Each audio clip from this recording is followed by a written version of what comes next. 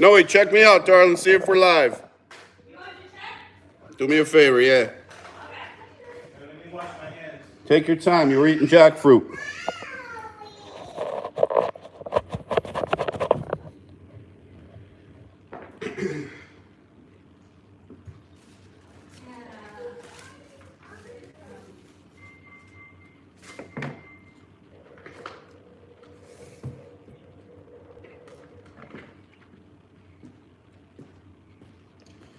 We're going to be waiting just a second, everybody.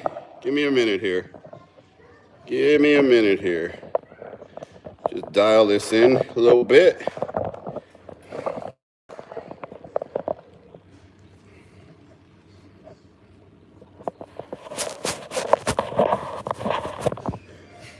Noe, do me a favor. Test, see if I'm on.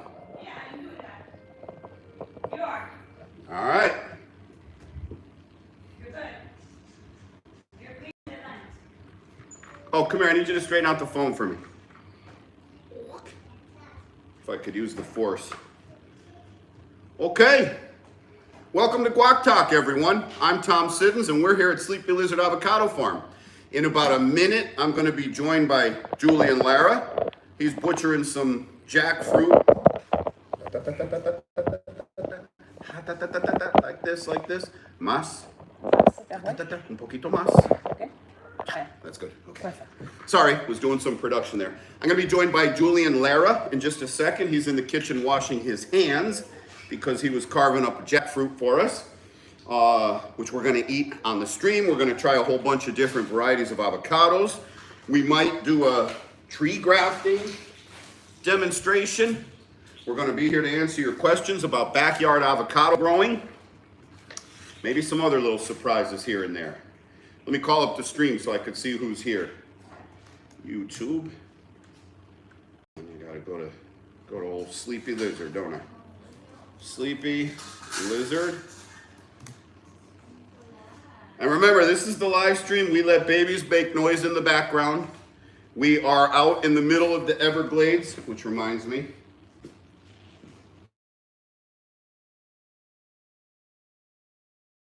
Okay, we good? Okay. No, tell me if I'm still on.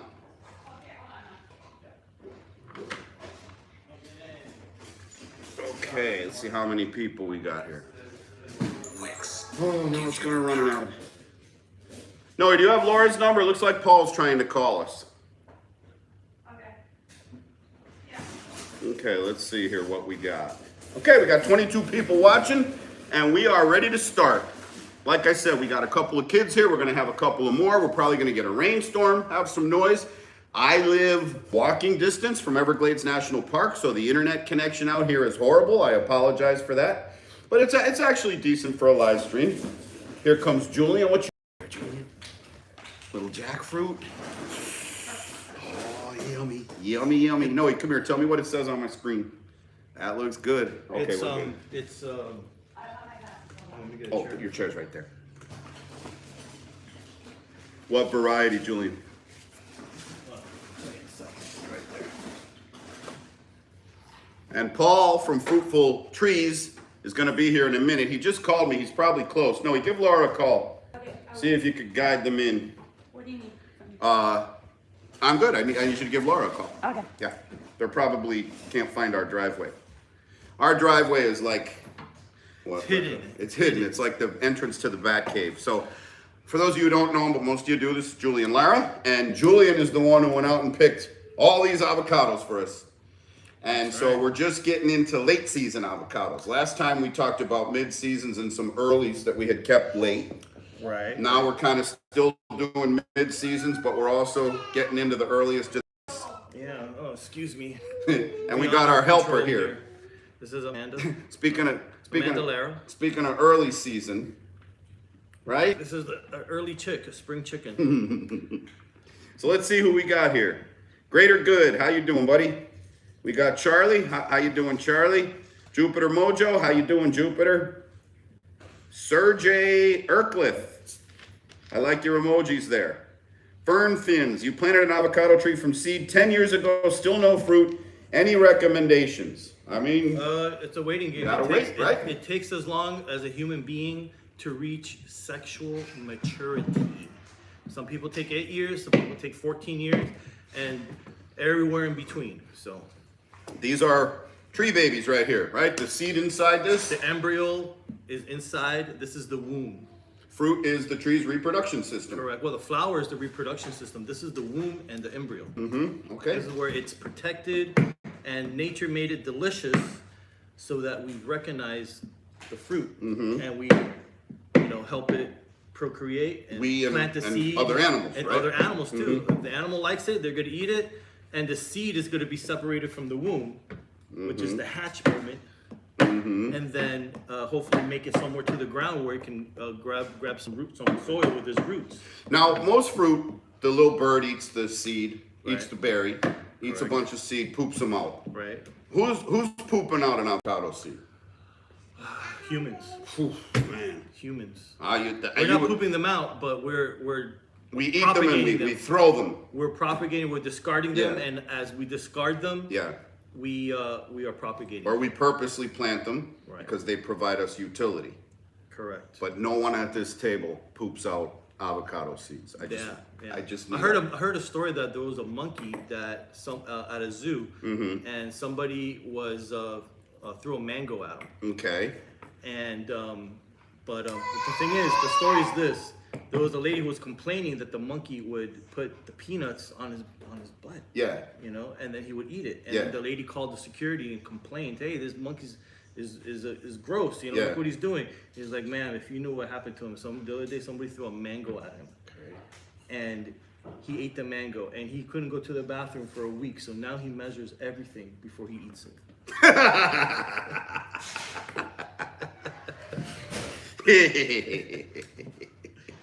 So yeah, he won't be eating any more mangoes. We're here all weekend. Tip your waitress. All right. So yeah, man, I'm really Don glad. McCoy's here. Hira's here. Everybody's here. I'm really glad I was able to get all this, and I'm really glad to be here. Thanks for having me, by the way. Yeah. And with the man that never sleeps, Mr. Sleepy Lizard. That's right. Busy harvesting those avocados That's right. and growing them. Yeah. Sometimes I feel like my name should be Wakey Lizard. Because Wakey. I never stop this time of year. Yeah. I'm not sleepy. I'm Never, wakey. never sleeping. Yep. That's why he's sleepy. Marisol, is my fruit knife over there somewhere? It's like it's like a white knife, like a long, if you see it, no big deal if you don't. She knows just what to do. Look, she's cutting those. Yeah, she knows this is a knife. Mm-hmm. She knows that there's some kind of function with this. Yep. This is a grafting knife. You can shave with this knife. Yeah. I How long have you had that? Not long. I mean, they wear off really fast. Yeah, any kind of sharp, like a scalpel for surgery, single use. Well, yeah. You know. It's not exactly single use. I know, but- similar. yeah. Similar. Yeah. There's a German knife. It's called Tina. The brand is Tina, Okay. and it's really good stuff. But when you sharpen it over and over and over again, Yeah. with the rock, with the sharpening rock, Yeah. you You wear them down. You wear them down. Yeah. And they wear down pretty Yeah. fast. So we have a pile of avocados in front of us here, and some of these would be like mid-season, and then we're also kind of getting some of the earliest of the late seasons. Like I have a choquette Right. behind us here that we can eat. Really? Yeah, I picked it about a week ago. Wow. I mean, That's a late season. yeah, that's a late season. The official date ain't for another week. It's next Monday, I think. Right. But I always like start picking a few just to taste them, so I know whether they're good to go on the official date or not. Sometimes if the official date is like the 19th of September, I might pick some on the 5th or 6th. They'll ripen up around the 10th or 12th. I'll try them. If they're still kind of bland, still kind of vegetable tasting, I'll wait a week. If they're good to go, I'll start sending that variety. Gotcha. So Julian went out and picked a ton of varieties. Noe, we got you a Brogdon here. This is the one you could eat right through the skin, right? Yeah. Oh, one of my top 3, and has an amazing flavored, Like a walnut flavor. amazing. I even say pistachio. For me, it's like pistachio. It's delicious. And then I thought this was another one of Julian's purple, but it's not. You say this is a different variety. Yeah. What's this? Pahokee red. Pahokee red. Okay. My son goes to South Dade High School, and there's a tree with a bunch of big, fat purple avocados hanging off on my way to drop him off for school. Yeah, yeah. I've been hoping to see like someone standing outside, but I haven't seen it. Yeah. Well, you're gonna and see if they'll let you try fruit. I know. Who knows? It could be from you. It could be from me, who knows? But if it's something new, it's worth stopping and asking because it's always good to find something that's good. Yeah. So we can reproduce it. Yep. And here's something, Julian. This here says Gilberto. Right. And then there was another one I had asked you about. Cassiano. So somebody, I'm gonna have to look at my email. Someone sent me A picture of Cassiano? Yeah, and it looked kind of like an asymmetrical stunted Russell almost. It's not identical to this. I said I never saw anything like it, but maybe it was this variety Cassiano, which essentially looks like a stretched out Choquette. Yeah, it kind of looks like a Donnie. It looks like a Donnie too, except for the ridges. Right. Oh yeah, I'll take that. Thank you. Thank you. I Was that on the floor? think I saw Paul's car pull in. Oh, fantastic. Oh, she took it. Oh my Young April. She made off with the knife? She made off with a knife. Oh my God, how would we get any grafting done? Oh, plus you shouldn't let a 2-year-old have a knife. But how would we get any grafting done? Oh, we'll have to figure it out. We have to use your Exacto. My fruit knife, yeah. What do we got here? Lady Di, South Florida. Hey, you got 2 big avocado trees in your backyard, and they're about ready. Your friends and family are so ready to get their batch. Do you happen to know what variety? Write back to us and let us know. And then Jupiter, you've got a Pace Sapote planted 3 months ago. Okay. It's 6 feet tall with 3 small branches. The trunk is 1.5 inches across. You have it tied to a post so it doesn't snap in the wind. Okay. Any advice on fertilizer?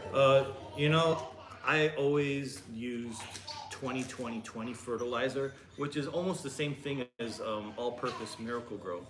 So I would use that once a month until the tree looks the way you want it to look like.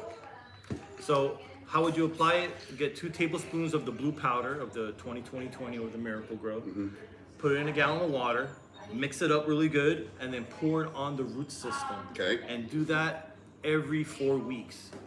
And if you can, do it every 2 weeks, even better. It won't burn it. But don't fertilize it with any granular, because granular is basically, in my opinion, is for established trees.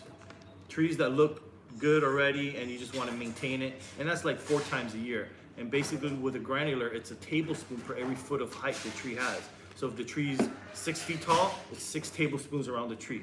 So if you want to get the tree looking a certain way, use the all-purpose Miracle Grow or the 20-20-20 once a month. If you can't, at least every 2 weeks. And that will give you results really, really fast. Yeah. In 6 weeks, you'll start seeing some serious results. And once it gets up to par to what you want it to look like, then you switch to a granular, which is a tablespoon per every foot of height 4 times a year. Yeah, that's what I use granular, but I do it in the Grove. We do it twice a year, 5 pounds a tree. Yeah, that's You fine. know, You got humongous trees that are well About established 40 years old. Yeah. and probably don't even need fertilizer, but just to add an element to the tree to make it produce even more. An element of potassium and of other things that comes with the fertilizer will help it make more fruit. Yeah. But usually a tree that big can take care of itself. Yeah. Fantastic. Thank you, Julian. Oh, and it's a Pace, which is your family's cultivar. My dad's cultivar.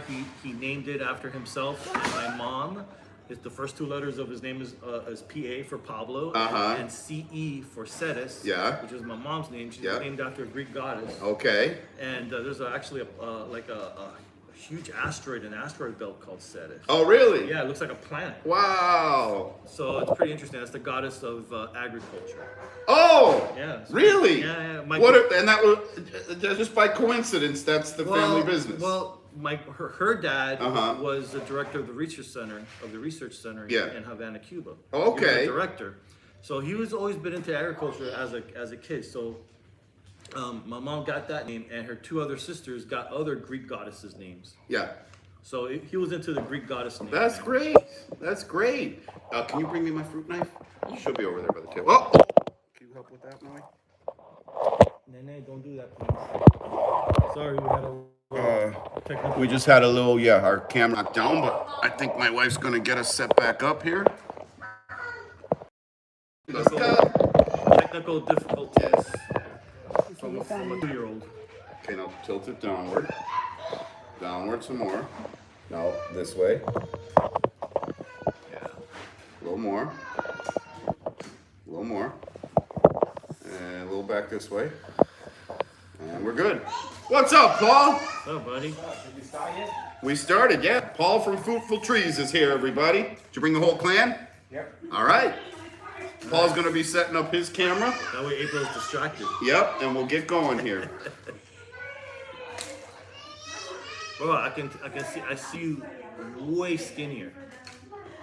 Yeah, I could see a difference. Just lifted too. up your arms. Yeah, You're online? Yeah. yeah, I could see a difference. So, and Julian, one other thing, I think you taught me this about the paste. Doesn't that have a unique growing characteristic as far as Mame go? Yeah, it's a tall tree. It's a vigorous tree. Kinda goes it up. goes straight up. Like, it wants to grow Yeah. straight up like a candle. I guess its natural instinct is to outgrow everybody else in the rainforest Get to the sunlight. to compete for sunlight. Okay. So it's a big contender in the rainforest to reach the top first. Yeah. It wants to grow straight up. Unlike other varieties like Magana. Magana likes to grow short and wide. Yeah. They don't like to grow straight up like Yeah. like a Key West, for Yeah. example, Yeah. or a Pace. Yeah. If you drive around Miami and you see a lot of times you see a Mame tree in someone's front yard, it looks almost like a jungle gym in a playground. Like it's out with all these branches, like you feel like you could climb and play on it and stuff. Yeah. It's kind of leggy. Yeah. Okay. All right. Great question. Let's see. When is Julian going to have San Pablo or Fernandez custard apple trees? Good question. Well, hopefully by late spring. I have all my rootstocks. Probably have about 3 or 4 tables. Each table containing 300 rootstocks. So hopefully by February they'll be up to par to graft. And from that point in February to when it's ready to sell, I'm thinking late spring, which is May, June May, June 2025? 2025. Wow. And there's a pre-order on my website. If anybody wants to buy it, they can just go on my website, larafarmsmiami.com, and buy it as a pre-order to be ready by the spring, by late spring. You got a long waiting line for a number of things. The Jamaica Mame, Jamaica Mame, the Atme avocado. Atme, yep. What Atme. else? These. The custard apples, Uh-huh. San Pablo and Fernandez, Uh-huh. and that's it. Yeah. That's it. A lot of people call me for Cecropia. Oh, yeah. Yeah. a lot of people Yeah. call me for Cecropia. Yeah. Yeah. And Cecropia is funny because you can air layer it, and it'll do No, fine. But once you take it out of the greenhouse, it tends to like faint. Hey, look who's here! Welcome, Paul. Thanks for coming. The three amigos. That's right. Can you get my fruit knife and also flick the lights on there? I'm looking for you. Flick them lights on. Let me see. Maybe I have it in my pocket. Or just give me any knife. No, yeah, I don't care. Ah, okay. Oh, yeah, you can't find So it. 'cause- check out the names. Let's go through all the names. All right. Let's go through all the names just to Let's do just to it. introduce Go ahead. everybody. So, go ahead. Your name, well, not your name. Avocado's Yeah. names. So- They know who you are. Since the last time we were here was 2 weeks ago, and we were right in the transition of the season. So last time we were more towards the earlier season. Yeah, and Donnie this is, Simmons. This is the mid-season ones now, Yeah. This is mostly mid-season.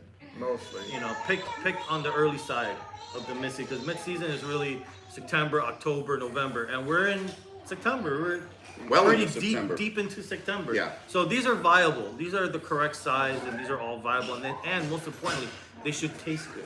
Yeah. And you know, one thing I've realized: the longer the avocado is ripe, like say it ripened today, and then we eat it tomorrow and the day after tomorrow, the more softer and watery it gets. Some less than others. Some will stay dense for a long time, and some just like melt away like butter. So let me ask you this, because my neighbor has an avocado tree and he doesn't know what it is. So I told him, because of Tom's advice, the best way you know is, it takes time. You got to pick it and see if it'll ripen or not ripen. So he took one off and he gave it to me, and it didn't ripen. It kind of got crumbly. That means he picked it too early. Yes. And okay, Yeah. so Yeah. to identify it, you first have to know when to pick it. So Yeah. that will knock out all the A ones what it good isn't. indicator to know when to pick it when you don't know is wait until the first one falls Yeah. and write down the date, and then wait for the second one to fall and write down the date. And next thing you know, if you have 2 or 3 in the ground, that's probably time to pick, unless we had a storm blow by. Yeah, somewhere, yeah, that, yeah, obviously, yeah. So let's take a rundown of all the names. Let's go. Okay. Okay, so we got here Gilberto. What do you got over there? Where? Over there, what's that one? Oh, sorry. I got a Marcus Pumpkin, which I've been dying to try. People ask me about Marcus Pumpkin all the time. Don't get your hopes up. All right. Okay. All right. What we got here? This is a booth. This is a booth 8. Booth 8. 8. Okay. All right, then over here we got a interesting one. This is a seedling that no human being has ever tried this before. It's a new variety. I have no idea how it tastes like, and it's from Truck.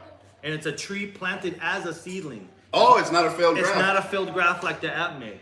This is an intentional seedling that was Uh-huh. Did they planted have it in the ground. Documented what it was. No label whatsoever. It was So just no a knowledge seedling. of the seed, and they didn't purposely try to Well, I don't pollinate know. it. I don't know what this backstory is, Yeah. but it's a seedling that was planted intentionally as a seedling Wow. because it was not a filled graft. Oh, So I just okay. called it Trek, whatever. Trek. All right. I'll be looking forward to try that. Okay. And then Paul had a booth 8. Hold that up, Paul. The booth 8 that you had. So this is a booth 7. So I'm guessing same nursery cultivated these. Booth has like up to like 20 plus different varieties. Yeah. And they all start from 1 to 22. So they don't have a marketing department. They don't come up with fancy It's names. like George Foreman named all his kids George. The booth 1, the booth 2, the booth 3. Got it. All right. So what do you got? I'm excited about this. It's another Russell. Now we had Russell last time, right? Yes, we did. But did we open it? We didn't We open did, it. and it was delicious. Yeah, Oh, we did? did. Yeah. Well, Well, actually, No, not We here. didn't. You no, sent I'll me tell. home No, with it. I sent you home with. But the ones I had, we were questioning whether they were pure Russell or whether it was like a seedling of a Russell. I don't know if you remember, because they were kind of small and they turned more yellow. They didn't have that big fatness, and they didn't stay green. No, So, this is a real Russell. Okay. It's probably like a runt. Gotcha. This is Okay. the last one of the year Yeah. from my tree. There was no more. Yeah. And you can see the rats were biting off of it Yeah. a little bit here, Yeah. nibbling. Yeah. That was the last one on my tree. Well, and I've the had Rus- ones that are huge though. The one Russell's you are sent the me size of home a with bowling pin. Was Yeah. amazing. Yeah. The one you sent me home with. Yeah. Top notch. Yeah, Top really notch. good. Russell is top notch Yeah. for me. Yeah. Okay, and then here we got a similar. This is our house variety called Lara Number 1. It's a seedling selection my dad made back in the 90s. And it's the last one of the year. It's the smallest one is the runt, but they get even bigger than Russell, Yeah, you've given me them. Yeah. and they're dense. Yeah. And they're delicious. Yeah, if I knew how to show a picture, I have a picture here on the computer of a Russell and a Lara, and you could see it's just a monster. It's a whopper. All right. So what else we got? Oh, well, we got, I think you told me this is Hyalea red right here. Is it soft? It's soft. It's ready. We're ready to eat Okay. it, which I want to try one of these because I have a tree. I got one little fruit that fell off premature this season. See, look at that. See how red that gets? Gorgeous. Looks like an apple from Yeah. the top. Yeah. I mean, a huge apple, but looks like It an gets apple from the completely top. red, but I think I picked it too early because it's a mid-season. What's that? Well, that's the Trek. Well, That's the one I track mentioned, yeah. Here's a black one. Oh, I think that's a Martha. Martha. Marta. Marta. It's not Martha. Okay. Marta. All right. So, does this turn black when it's? It was blushing black on the tree, so that's why I picked it. Is it soft? Yeah. Ready to cut? It didn't turn completely black. It was blushing black hard Yeah. on the tree. Yeah. And I picked it thinking it's gonna turn completely black, So, but Yeah. from my experience, tell me if I'm wrong. If it has black in the name, it usually means it turns black when it gets ripe. yeah, I would think so. Because I just had a Maria Black, which just ripened and it wouldn't have been no good today. Right. I have an exception. I Black, just had it. Black Prince. Doesn't turn black. Black Prince stays green. Yeah. Yeah. Yeah. Yeah. Yeah. All right. So here's look at this guy. Looks like a baseball. It does, or it looks like a little persimmon or something. Yeah, like a green softball. Yeah. What is it? It's called Peterson. Never heard of it. Yeah. Wow, that's It's cool. just- I found this one at Trek. That's cool. Most of these are from my collection, but also a lot of these are from Trek. This one I never heard of. I think I've heard of it, but I've never really paid attention to it because it's small and no one ever asked for this at the farm. Yeah. Yeah. So Peterson, this one's ready to eat. And when Julian mentions TREC, that's TREC. That's the University of Florida Tropical Research And Education Center. And they've got grad school students living over there working, researching tropical fruits, how Yeah. to make them better, new varieties, how to fight disease, all kinds of They're things, right? inoculating avocados with laurel wilt. Yeah. Yeah. They're inoculating citrus with what do you call it? Citrus greening. Yeah. They're doing all kinds of experiments over there. And then they do the research and kind of spoon feed the stuff out to us, the growers, Right. and that's how it trickles into the industry, into the economy. Right, and vice versa. Because whenever I find something that's worth preserving, because I believe in the more people that have it, the more secure that variety is. Yeah. Because if Trek has it, I have it, you have it, Right. he has it, Right. Food Spice Park has it, Right. Chapman Field has it on Old Cutler Road. There's less chance of that thing disappearing out of Yeah. history. Yeah, yeah. So, and that's right across the street, by the way. Yeah, If you have a good golf swing, you could hit a drive from my farm into their farm. absolutely, Yeah. it was practically across the street from Yeah. Yep. What's that? This one I also found at Trek, and it's called VW. So I brought this for the Mr. VW What? man here, who What? loves VWs. Yeah. Get out of here. That's Let me the see name. that one. It's not Volkswagen. It just says VW. For those of you who haven't seen, I have a couple of VW vans, the old hippie buses. Oh, I want to try this guy. Yeah, and I put it in the fridge, and it looks like it did not like being in the fridge. You could see that. Because yeah. this is not a coloration, a natural coloration. No. This is like cell damage. Yeah, and it's like speckled and yeah, yeah. So it doesn't like being in the cold, Yeah. unlike most avocados. Yeah, with the fun. Do you have a reed anywhere, or is that a late It's too early for reed, and they're too small. Tonnage. tonnage? Yep. Tonnage. I tried for the first time this week. I got a bunch of them back here. I'm It's gonna like, make some it's like a guacamole with super them. long neck lula. Yeah, exactly. looks like. an oversized lula, and they're delicious. Absolutely delicious. Did I bring up Brogdon yet? No. No. Okay, Brogdon. This is the one you could eat the skin. You could eat this like an apple, just chew right through it. And it's one of my top 3. It's one of the most delicious avocados I've ever tasted. What's that? Cassiano. I think you mentioned that one already. Or I'm did you? surprised.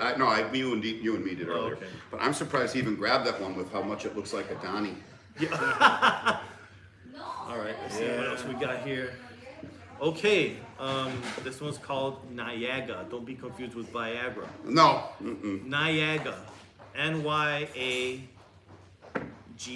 Niagara. Which is, You know, I have a Catalina. Do you have any here? too early. No, Catalina. Well, Yeah, no, they're all right. over here, my trees are still too small Yeah. on my tree. No, mine are doing good. In fact, I have a Catalina in the kitchen. Yeah. Yeah. Oh, you should bring it. Yeah, All right, yeah. we got it. Catalina is nice. All running Yeah, good. Catalina's a good mid-season. Well, Catalina is hugely popular here in Miami. It's the Cuban variety. It's the Cuban variety. People brought it over from Cuba and That's right. planted it in their yard. And yeah. You know, there's an avocado from Cuba that's super popular, but it has disappeared. It's just disappeared out Really? of history. It's called Garcia, Really? and Garcias are just like a Russell, with super long neck. You're kidding. Yeah. Oh, is there a towel over there, buddy? And there's Garcias 1, 2, and 3, and they're all gone. No, everybody asked for it, and I tell them, hey, that's just no one has it. It doesn't exist. Wow. Wow. There's a Tito. Tito has become a really popular avocado out of Puerto Rico. Oh, yeah? Here's one I was looking for a second ago when you mentioned dense avocados that actually last for a couple days. Yeah. Pollock. Pollock, yeah. So, unlike the joke that's like not ready, ready too late, a Pollock avocado, actually you have a few days window that you could eat these guys. You know what I mean? They kind of, Stay dense. 3-4 days you Fruit could still Pollock eat them. here? No, someone came and bought all of them. Really? Wow. Yeah. Someone came to the farm and said, I want the whole lot. Of your fruit? Yeah. Wow. The Lara Pollock. Now, so tell everybody the improved Pollock versus the Laura Pollock. Taste-wise, season-wise, and production-wise, what's the difference? Production-wise, it's a lot better than Pollock. Season-wise, I think Pollock is early, Yeah. and then Lara Pollock is mid-season. Yeah. Taste-wise, I think they're the same. I think they have the same quality. I may be a little bit biased, but I think the Lara Pollock may be a little bit better. And this is tiny for a Pollock, by the way. Pollocks are These get to, like, ginormous. Twice this size. Ginormous, yeah. Yeah. Tom, are you making guacamole there? Yes, I am. Oh, really? Yeah, and I'll do whatever you want, like as far as I just want to taste the avocados sliced. okay, which we'll No, we did do. last time. Which we'll do. I just have all these tonnage back here, Okay. and so I'm just so I'm you're just making gonna a guacamole. yeah, I'm just gonna fire them up. You know, just make a little guac with them since we've got so many. Good. Oh, I know this one. This one's called Super Big Avocado. Yeah, let me help you Mr. lift that Big, up. Mr. Big. This one is some budwood I got from Alex at Tropical Acres a long time ago, but I lost the name. But the only thing I know about it is that it's a Mexican avocado or a Mexican hybrid because when you crunch up the leaves and smell it, it smells like licorice. You know, I have a variety like that, but it's different than the one he gave me. But I don't know the name, and it makes very small fruit. Is that the one you call anise?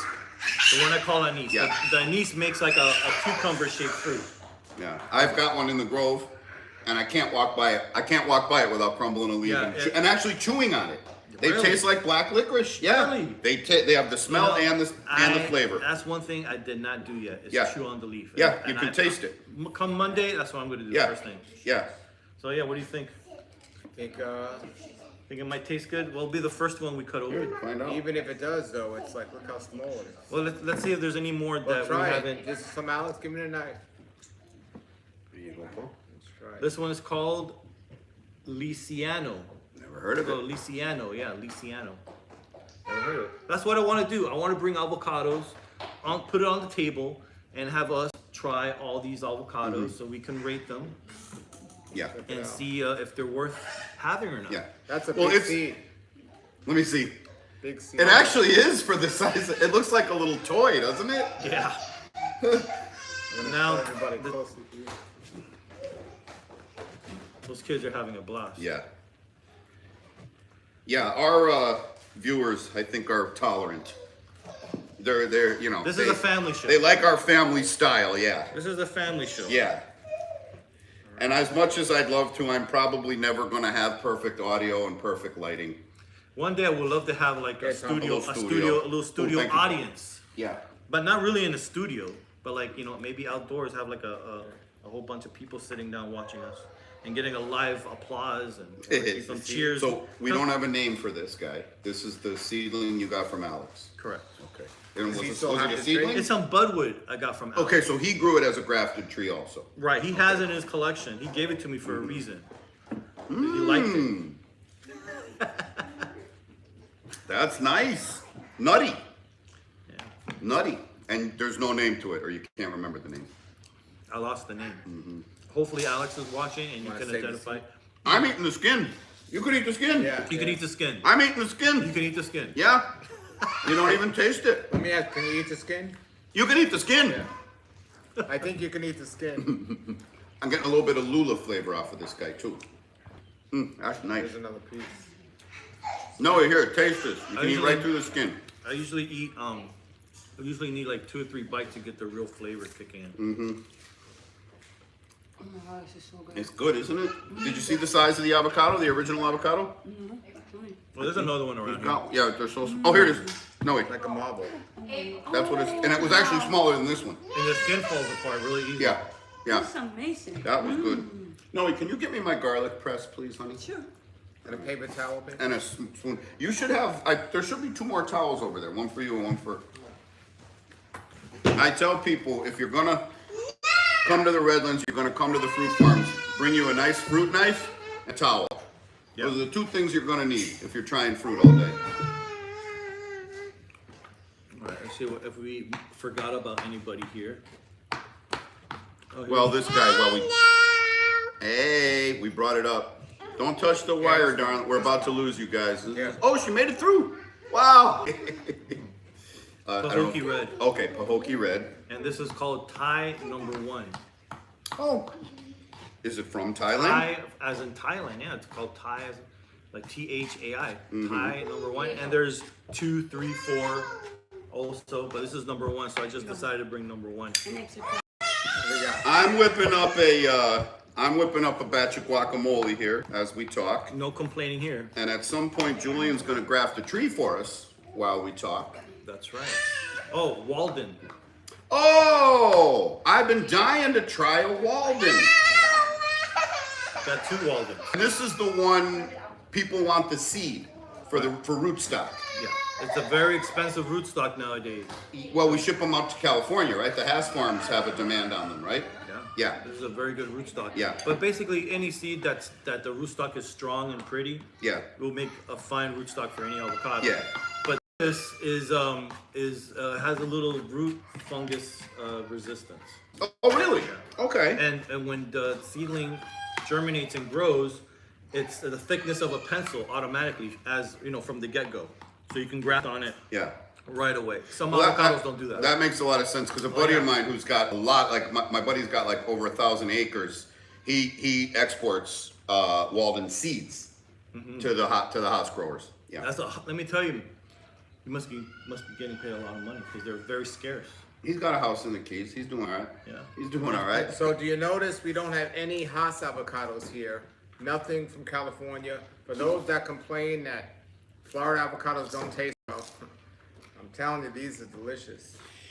I can't remember if I brought it up on the last stream with you guys, but I was talking with Brandon from Robert is here Yeah. a couple weeks ago. Our sons play football together. Actually, my sons spent the weekend at their house. He's over there now. And we were talking about Florida avocados versus Hass, and he brought up a great point. He goes, you know, Hass is the anomaly. Like, the Hass would look weird here. You know, like this is what avocados kind of look like, right? Yeah. And then the Hass is like this weird little, you know, kind of looks a little like these tonnage, you know, but a lot smaller, wrinkly, darker. Got this from Truck. And, but it's 95% of the commercial market. Yeah. So these are the ones that look like the anomalies when in fact the Hass is the one that's very different. Yeah, and let's pretend this is a Haas, and this compared to this is gonna be a lot of money compared to this. Yeah. So I guess for marketing reasons they chose Haas because they can sell you 3 Haas for $1. Yeah. And you won't, you know. Yeah, people tell me all the time, I pay 79 cents for an avocado. So yeah, you're paying for a 4-ounce avocado. Right. Right. Ours are 3 pounds. Tricky thing with the big ones is if you go to the supermarket, very rarely, like we discussed last time, they pick them so soon that they have no flavor. Yeah. And sometimes you might get one that tastes well, but most of the times you won't. So if you're gonna spend $5 on an avocado like this, it's a big disappointment if you open it up and it also gives Florida avocados a bad name because we think, oh, those Florida avocados are too watery. Yeah. Which I even thought before I Yeah. started tasting all these other ones, and I'm like, that's absolutely not the case. Unless you get a Donnie, they're all amazing. And if you looked at the label, what you're calling a Florida avocado is most likely a Dominican avocado. The Dominican avocado, but it's still West Indian. But they're all great if Yeah, but the issue ain't the issue ain't the variety. The issue is When that it they're was picked, picked in Santo Domingo and transported and chilled and gassed and heat treated and everything. Right. Okay, when I make a guacamole, guys, I usually just put avocado and salt. I put avocado and salt. We're about to lose you, I think. Oh, we got it. All right, we're good. That's it. Avocado and salt. I have gone to so many parties with the big old batch, 3-4 pounds of guacamole, which is avocado and salt. And people say, you got to give me your recipe. Say it's avocado and salt. Well, what's that flavor? You're tasting avocado. A real avocado. You're tasting avocado. Well, what about tomatoes? What about onions? What about cilantro? What about?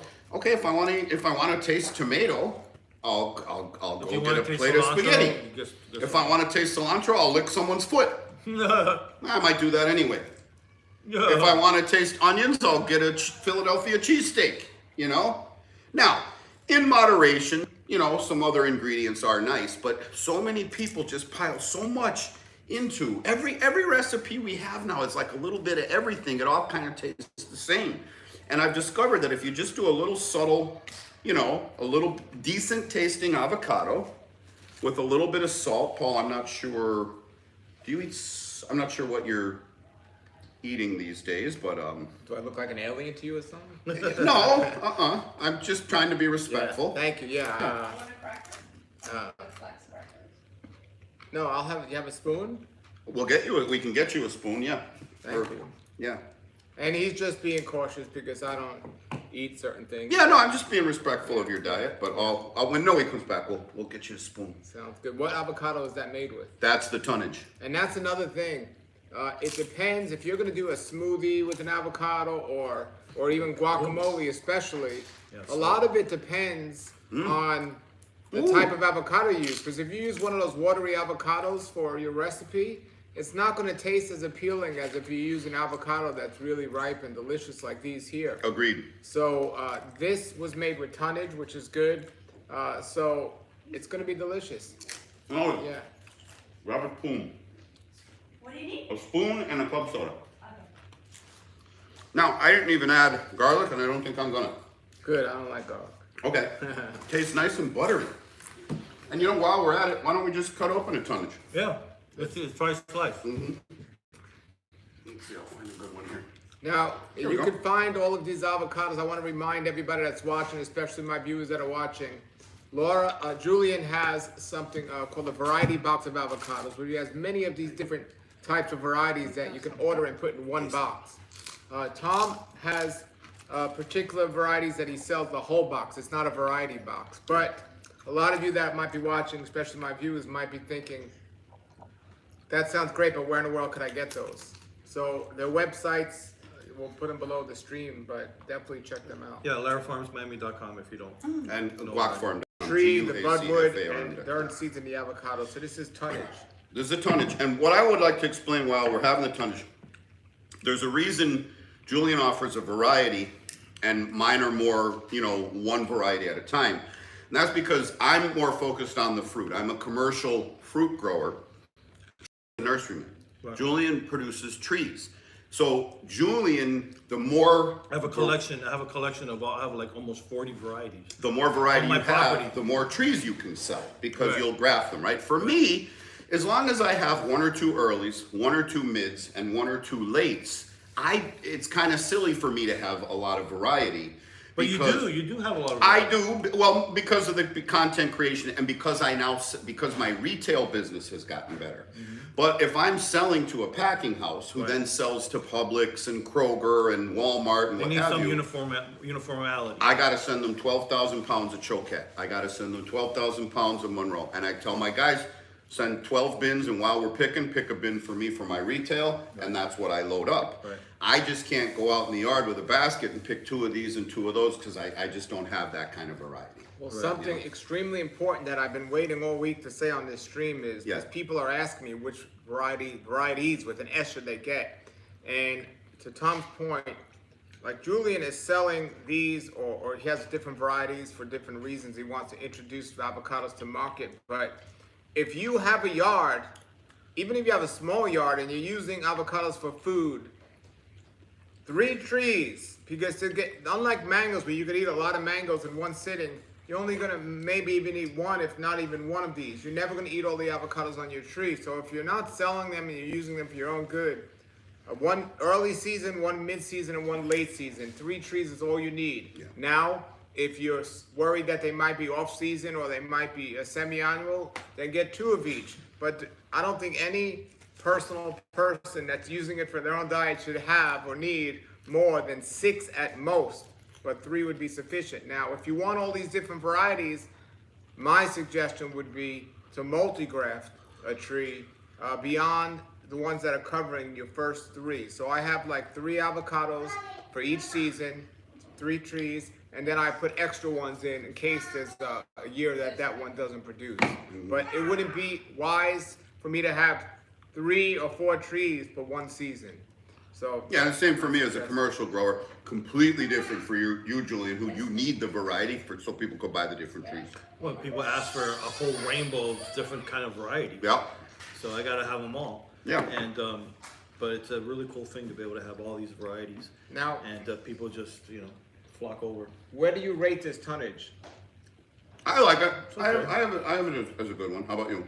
Compared to all of the mango avocados that we've tasted or we're gonna taste, it's not on my radar as a good. It's avocado. not great. It's good, not great. Actually, that one might have been a little. I That one might try have to been a cut little one of early. mine. And that's another thing too. When you Yeah, I got taste this an avocado, sometimes you might not like it, but then you'll taste another one. It depends when they're picked and several other factors. So just because you don't like one, always try it again and again. And Right. Paul, I ain't trying to sell you on it, or I'm just as an experiment. This one's a lot softer. Let's see if it tastes different. Or did it taste the same? I think the same. About the same. And there is a wateriness to them. Yeah. There's a wateriness to the tonnage. Yeah, it tastes good though. It has a nice, I like it. I like it. Oily flavor to Yeah. it. God, I lost the name on this one. Definitely Try has. this? VW. Oh, that's a VW. Yeah. Has a firmer skin. You wouldn't be able to eat this skin. Let's try the VW next. Let's do it. Here, cut it up for me. All right. Yeah, if somebody was asking me like which ones to get, unless, yeah, tonnage wouldn't be at the top of the list. Okay. Yeah. You know. But then there's interesting ones like Monroe, which Tom grows a lot of. Oh, look at that. I've tasted Monroes that were absolutely watery and not good. Then I taste some that were out of this world. Yeah. So they're not consistent, but they are when they're great. They're great. Cheers. So Oh, what's this is a nice firm one. What's this one? A VW? VW. Wow. Okay, now look at the difference too. We say it all the time, but This one was ripe like 2 days ago. yeah. And it's still firm. It's still firm, like a Miguel. Yeah. Yeah. Look at how nice and yellow the flesh is versus this flesh is a little more pale, a little more like a Hass. This is more like a tropical, a nice yellow that pops. This is good. I like the texture. It's very firm and dense. Very firm. Reminds me of a pollock. If I was eating this, I would think it's not ripe, and I don't think it's good compared to the others. Okay. That's I- just hold on. my opinion, but I don't think it's Yeah. ripe. There's not a or lot good. of flavor though. It's dense like crazy, but not a lot of flavor. Right. Yeah, you're right. Yeah. Yeah. It's mild. But it's right up my alley being this dense. Well, But now I'm not getting anything else. this would be nice in a salad, like you Sushi. could bite into it, or in a sushi in a little cube form. Yeah.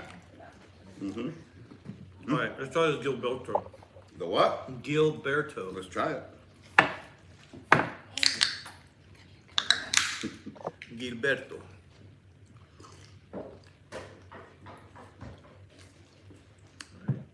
Paul, what you were saying too about not being able to eat as much avocado as we can eat mango. That's true. After our live stream a couple weeks ago, I didn't even want to look at a dang avocado till Tuesday or Wednesday. Oh my God, did we go nuts? It's called Man versus Avocado. So this avocado, before I even bite it, I mean, hopefully it'll look better, taste better than it looks, because it looks like it has the look of a watery avocado. Okay. Yeah, so hopefully yeah. it'll taste I better. follow you. And I've been surprised by some, but I like it. Ooh, I like it. I like it. A thinner skin, a papery skin. all right. Yeah. There we go. I give it a 7.6. There's a sweetness to it. This is called Gilberto. I like it. It's a lot better than the last two. It's a lot better than VW. A lot better than Tonnage. Yeah, VW was a little bland. Yeah. But still, it's good. I think this is good. 7.6 for me. Yeah. But we've had a lot better. Oh, Noe, can you see if there's a mango still? I might have a kit mango for us to eat today too. You know what I did was, I went up to my mango grove with my picking machine, and I got to all the really, really tall mangoes that I couldn't get to with my pole. April. April, move. So I had the picking machine. So like all season I've been seeing these fruit, and I'm like, I'm gonna go get them at the end of the year, So I went and grabbed them. Which fruit? Kits, and there might have been some I Kents in the have mix 3 too. Kents on my tree that Yeah. look beautiful. There. Yeah, Kent is phenomenal. yeah. People love Kent. People ask me for Kent all the time. We have a problem in West Palm with those bacterial black spot and kitten Kents. Oh, really? Big time. Can you spray for that? I mean, it's pretty bad. But then again, I mean, in the old days, kitten Kent were the mangoes, but now it's like with everything else out. I would, if you were growing a tree, even without the disease, it wouldn't be your first choice. So we mentioned this, in addition to trying these different varieties, I think Paul always suggests that you try your varieties yourselves. Don't just take it from us. But we did put in the title that, this would be about how to start your own little backyard avocado growing paradise, right? Yeah. Some people call it a garden. Some people call it a food forest. Some people don't call it anything. They just grow some fruit trees, right? And Paul, you hit on something a second ago. How many avocado trees do I really need? And if you're just eating them and feeding your family, maybe bringing a few into work, giving away, I agree with Paul. One early, one mid, one late. You know, 2 at the most of each. We'll say Simmons for early, Miguel for mid-season, Choquette or Campong for late season, and then Atme for that Really early. really early. I don't know about the Choquette. To me, like the Monroe, it's like inconsistent. Sometimes it's really good, but if you get them too early, they're watery. I pick them historically. I've always picked them December, January. Yeah, Dupuy is a nice early one. Catalina's a nice mid-season. Besides Miguel, Catalina's nice. Well, I'll tell you what, if there's one thing the Black Prince variety has taught me, where is it? Right here, I got one. Well, I don't want to cause my whole thing to topple down back there. So this right here is a Black Prince variety avocado. Right. I get more texts and phone calls about this than any other variety. Yeah. And it's on both sides of the spectrum. Really? They hate them, Oh. or they love them and want more. Oh, really? Hate them or love them and want more. Yeah, it's the most polarizing avocado in my collection. I have people who specifically ask for Black Prince. They wait for them. And then I had a guy recently specifically ask me for Black Prince and then scolded me about he didn't like the taste. And I'm like, well, what can I tell you? You got what you asked. You know, you asked for Black Prince. But I wish I had one ripe so we could kind of, you know, explore it ourselves. Right. Rate it. But my point being that in anything, taste is subjective.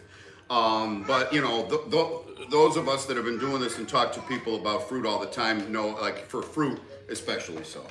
There's certain varieties people love, other people hate, which means you got to taste your own, you know. But definitely try to have early, mid, and late. Right.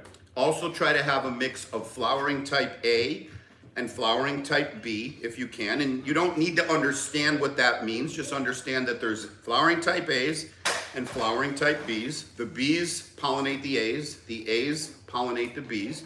You don't have to have a mix of A's and B's because avocados will self-pollinate, but it's better if you do. It'll improve pollination. Or there's someone in the neighborhood that has a B type. Nearby. Now, that what burns if the bees. they're not the same season? So if you have an early season A and a late season B, does that make any effect on them? No. Mine all flower at the same time. Now that one variety might start a little earlier, but there's a sweet spot where every one of my trees is flowering at the same time, early, late. And what's crazy is they're flowering at the same time. They're getting pollinated at the same time, and then all of a sudden, these what was once a teeny tiny Simmons, 2-3 rainstorms, I walk out in the grove, boom, there's this huge avocado. Yet the lates are still growing kind of linearly. Correct. You know? Correct. And now that we're getting into choquette season, same thing with my choquettes. They were tiny, you walk out there now, boom, they're sizing up. No. You know? No. Abraham. So anyway, that was one thing is early, late, and early, mid, and late. Next thing would be flowering type A and B. Next thing would be like taste as many as you can and figure out which ones you like. And Paul, what's your advice about tasting fruit? Always what? Always taste it more than once. Always taste it more than Taste it one time, it's not a true test. You got to taste it and try to taste it another time from a different place even. Yep. So, yeah. Yep. I taste them every year. Like for me, I always taste Gary mango every year just to make sure my memory's correct.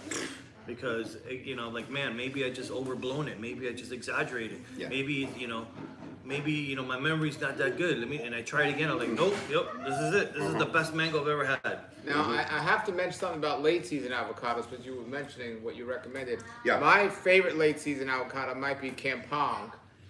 And Oro Negro is a great tasting late season avocado, but this year I've been disappointed because it didn't give me as much as it has years past. And I've heard that there could be production issues with the Oro Negro. It's a great tree. I still have more than enough for myself, but I even heard the Campong might be a multi-year tree. Some years on, some years off. But this year I was disappointed with that. I'm looking forward to tasting them. My Ronnie that I got from you is loaded. It's Loaded. the first year and it's loaded. Yeah. And I just had a Maria Black, it's mid-season. But late season avocados, I think, correct me if I'm wrong, the most avocados in one season for Florida late season would have more avocados than early and mid. Is that true or no? You mean like production wise? Okay, so are there more varieties late than varieties. there are early? That's a good question. I mean, I can the answer the last time we were here, we had a full table of pretty much early avocados. And late season is just Choquette, Campong, Brooks Late, Monroe. Ronnie. Monroe. Monroe is kind of a November, December avocado. I'm talking about after December. So let's say in January you can have Choquette, maybe Monroe, Campong, Brooks Late, Ronnie. That's it. That's it. That's 5 varieties. I mean, there's more that we're not thinking of, but Oh, Lima Late. Lima Late, that's There's 6. Hall, Lula. Well, Hall and Lula is more of a mid-season. Transitional, yeah. October, yeah. We're talking about, let's say January. You're talking after winter. January. Winter. Yeah, after Okay. January, yeah, winter. Well, I know this, but I don't know as far as like cultivar variety, but I know as far as supply goes, the supply of late seasons is lower, and therefore the price is higher. So why not plant late seasons and make more money as a farmer? There's an answer to that. Hurricanes. I got a bunch of Simmons. My trees are clean. My fruits at market. My checks are in the bank before hurricane Before season. hurricane season. Yeah. Well, you got that option to have a harvest before hurricane season. Yeah. Or after. Right, but you're going to get a little bit of a lower price, right? Right. Now, Well, I mean, the earlier it well, is, the more money you get. that's different. That's That- where Atme comes in. Yeah, that's a different story because And that's Donnie. a That's gap why season. Donnie had to hype because he came in before Simmons. Right, And right. people were getting buco bucks for Right, Donnie. but then all of a sudden the week hits where the Simmons are ready, the Miguel's are ready, pum, the price tanks, right? Well, as soon as the DR started shipping Okay. avocados, Donnie's went. Yeah, and so here's what happens to me. Then I got my mids that are doing good. Then the first couple weeks of Choquette, I'm doing good. Then as soon as that container ship arrives from Dominican Republic, It drops. price goes Price to half, drops, yeah. right? And so, but that said, the late season gamble is you get a higher price, but you could lose your crop to a hurricane. And it doesn't even have to be a devastating hurricane. It Be a doesn't category even, 1. It could be a category 1 in dang Naples. But if we get enough wind over here It'll that knock just down. rubs the fruit together, knocks them down, they get scarred, and so That's it's a lot to have your mind on. It's a lot It of is. things. It's a lot of things to have your mind on. It is. I'm not. When I look at a hurricane coming, first of all, there's no evacuating for us because it's easier for us to dig out than dig back in. I got all my gas, I got all my tools, my chainsaws there, and I'd rather be stuck in my house than stuck on the street, right? yeah. But you sit here and it's just crack, and just thousands of dollars of fruit falling. Yeah. The upside is you get a little bit of a better price. So in terms of diversity, Paul, I don't know, whether there's more or less late. As far as supply, I know more people tend to have the earlies, Yeah. All right, so let's try Walden. Okay. well, to that we got to take into account California because they have their avocado seasons and their avocados. They do, but the Hass availability doesn't affect our price. Our market is a little different. Yeah. And then we didn't discuss the difference between Hass from Mexico and Hass from California. Yeah. Price-wise and everything, because Yeah. I know a couple years ago when they said they were gonna not import avocados from California. No, prices from went up. Mexico. From Mexico, yeah, price. The price went up for the California. Yeah, when the U.S. Department of Agriculture was beefing with the cartels. Oh, yeah. Yeah. Uh-huh. That would be a good thing for both of you, right? If they stop. If they stop from the DR, If they do it Mexico? from Dominican Republic, not so much. Mexico ain't gonna help me much. But if something happened in DR, yeah, I'm gonna have insane prices. Homestead right used to through. supply the entire North American continent with avocados. While you cut open that, Walden, let's do a quick giveaway. I mentioned my preferred avocado, my preferred guacamole recipe. A box of avocados to the first one to go into the chat section and write a comment. What is my guacamole recipe? What was the recipe I used to make this guac right now? Oh, I know that. I know the answer to that. I'll give you a free, I'll send you home with a box of avocados. First one to guess it gets a box of avocados. It looks like, Wait, did they get it right? You sure? Go over it like they got it right because they might be missing an ingredient. where did you get, okay. Four ingredients. There were 4 ingredients in there. No, there was only 2. There were 3. There were 3. Hold on, Growing Together Nursery, wins as far as I'm concerned, because I said avocado and salt. What were your 3 ingredients? You said salt, Yeah. avocado, and your saliva. You're just spitting all over the avocado when you're talking. Oh, look at you, Paul. Look at you. Paul, leave the funny to me. Leave the funny to me. As he was cutting it, he was like, had it this close to him, and he's excited about it. And he talks like a Northeasterner, like me. And you don't want to stand too close to a Northeasterner when they're talking. All right. But that's all right. Yes. So Growing Together. Send me a PM and I'll send you your box of avocados. that's a great name, by the way. I like that name. Growing Together Nursery LLC. Where are they located? Growing Together. Where are you located? That's pretty good. What is that one? Walden. Walden. Walden's nice. Best one today so far. Not a fat. A lot of. A lot of oil. Oh yeah. Oh yeah. Yeah, let me help. Yeah. Go for it. That's a nice avocado flavor right there. Really good. Walden, and there's another one called Trap, which, Never heard of it. which has been lost. Really? I think the only person that might have it is Richard Campbell, because that was his dad's favorite avocado. And I know that because I went to one of his talks. Back in the day. TRAP or TRAPP? Yeah, PP. Wow. But that one's gone. I don't know anybody who has that. Yeah. Let's do another quick giveaway. Sleepy Lizard avocado hat to the first person to name the brand new early season variety avocado that Julian has introduced to the market. I'll give you a hint. It's available in the months of April and May. Ready, set, go. Mijo Simpson. Are you in America? Wait a minute. I'm calling you Mijo like as if it's Spanish. It might be Mijo. You got it right, Mijo. However, are you in America? I don't know. Well, I guess I could send you a hat. Yeah, I could send a hat anywhere. I don't have to worry about customs. No. Yeah. So, yeah, you got it, Mijo. DM me private message me your shipping address, and do you want gray, black, blue, or red? And I'll be sending you a hat. And if you're someone who wants to buy a hat, you can get it at guacfarm.com, GUACFARM.com. Mijo Simpson We could do a giveaway for my sticker. hat. Okay. All right. Come Make up with a fruit question. trees great again. Yeah, I have them in the car. I should get them. Robert Zawiniski, you were close. Avasan, will we ship to Israel? No. I mean, I can, but Israel ain't gonna let the fruit in, is the Yeah, problem. you can ship the hats. I can ship a hat to Israel. And this guy wants to know, Russell, on a scale of 1 to 10. For me, it's an 8. For me, it's up there. For me, it's up there. It's What do you nice. guys think? Which one? From Russell, from the one I had, I would say it's up Well, there. let's try another Russell. All right, let's do it. Cut one open. Okay. Oh, I really felt. You guys do that. I'm going to catch us up on comments. Okay. Okay? Okay. Oh, wow. A lot of comments. Okay, Star Weaver got Charwill. And I think he mentioned earlier he's willing to trade cuttings even. Will is here. Hey. How you doing, Will? Okay, Lady Di, South Florida. Gross. Oh, I love Russell. I love Russell.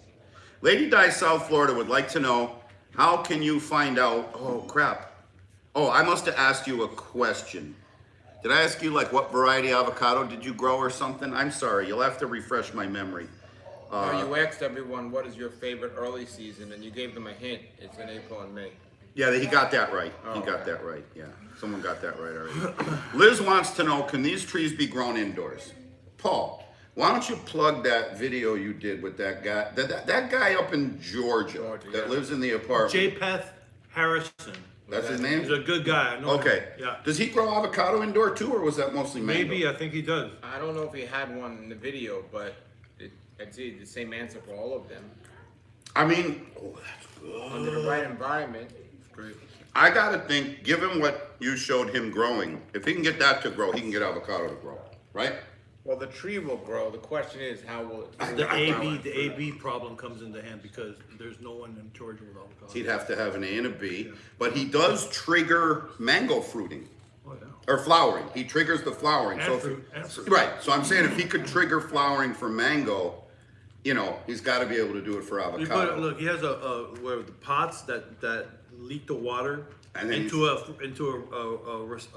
A trough system. a little A viaduct system. like that a he's little got. thing, like a little collector, Yeah. little receptacle. Yeah. That collects all the water that drips after he waters it, and then he empties it and puts it back. I mean, that's the way to do it. Yeah. There's no mess, and you can keep it in Well, your he's house. got. I think he's on a second floor. Yeah. I think he's got people living Yeah, below he him. lives on he Yeah. has a balcony that he moves all his trees outside the balcony. Uh-huh. But you can just put it next to a window Yeah. and get good sunlight. So lots of people are growing avocado trees as houseplants. Whether or not you can get enough fruit is a whole other story. And I don't have any evidence of people growing them, taking them inside in the winter, taking them out in the summer, and actually getting them to fruit. Although I gotta believe there are some people that can make avocado trees fruit with the right greenhouse system and stuff like that.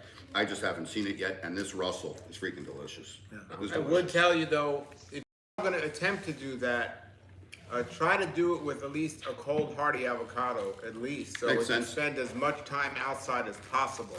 Makes sense. Whereas one that doesn't do great out of the tropics. So a lot of people ask me, can they grow avocado trees north of Central Florida, North Florida, South Georgia? If you're gonna do that, make sure you're getting a cold hardy avocado, and you have some system, if you're not gonna bring it inside, to cover it or heat it up. Well, some people like Tom, if it gets too cold, he'll water his avocados I'll run the pump at all that night. time. So have a plan, and the number one thing is try it to see. Don't take anyone's word for it. Try it and Right. see for yourself. Right. Because I know a guy in New York that's growing mangoes. You know, so he Yeah. figured out a way to keep it warm. He built a little makeshift greenhouse around it. Yeah. So try it, and that's the best way to know for sure. I have people buying trees from me from 49 states Yeah. out of the 50. Yeah. As far up as Washington State, New York, Maine, Wisconsin, Yeah. and you name it, every single state. And I tell everybody the same thing: 32 degrees Fahrenheit is the limit. Anything after that, you're gonna have to take measures to protect the tree. What kind of measures? Like Paul was saying, build a structure around the tree and staple some plastic over it. Sometimes that's not enough. You may have to bring in the tree into the garage, bring it inside the house if it's snowing, and put it next to a window, and it's going to be fine. Yeah. Yeah. You do the J-Peth Harrison technique and put the little receptacle underneath it to collect the water as it trickles your house, down, yeah. so you don't make a mess. Yeah. And you can actually do it. Yeah. Mangoes are a lot easier Yeah. because they don't need that cross-pollination like Yeah. avocados. Yeah. But if you have two different avocados, hey, the house flies can pollinate your avocado. Yeah, yeah. And the thing I'd like to add to the discussion about growing where you're going to be semi-indoor and semi-outdoor, for avocado, pick a variety that grows a smaller fruit because you're going to have your tree in pots. It's not going to be a huge tree. It's not going to have a ton of soil and nutrients to convert to biomass. So rather than grow a tree that's only going to give you one big fat avocado like this, and then probably break the dang trunk or break Just the make front one part, fruit. and just make one fruit. Or stress out the fruit, Stress out- which makes it kind of dwarfy, gives it a little dwarfy effect. Yeah, get you one that maybe you get a dozen of this size rather than just one of that, and it's not going to crack the branches and stuff. So that's another record, and that goes for a mango too, because you can get some. I mean, look at this is a slice of a kit mango, and this is a small kit mango, and look at the size of the. That was a 2.5, 3 pound mango, right? But Which, feel free to dig. Oh, Paul, you're on a mango hiatus, aren't you? Sorry about that. I didn't mean to wave it in front of you like that. I don't Yeah. get tempted. That's all right. Okay. So anyways, but what I have found is that trees that you keep in a pot, that you maintain in a pot, dwarfs the tree somewhat. Think about it like a shark in a fish tank. Absolutely. The shark cannot outgrow the fish tank, and the mango can't outgrow the pot either. Yeah. So, and let's say if it does, say, oh, mine did. Mine's really tall. It's 12 feet tall. That's that's incredible. Cut it in half and start all over again. Yeah. And it's not going to kill the tree. Yeah. It's hard to kill a mango. Yeah, the roots take nutrition up into the tree. You're not going to have nearly as much root in a pot as you will in the ground. You're not going to have nearly as much nutrition in the volume of a 15-gallon pot as you are attached to the planet Earth. Right. And so, yeah, it's going to keep them small. Right, this is the Pahokee Red. It has like a Native American Oh, yeah. name to it, Pahokee.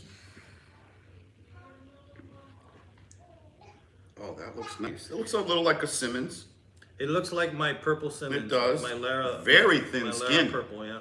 Sweetness to it. Wow, another skin you can eat. Sweetness to it. Oh yeah. Where am I not? Let me see. Let me cut a slice for Noe. Oh man. Dense.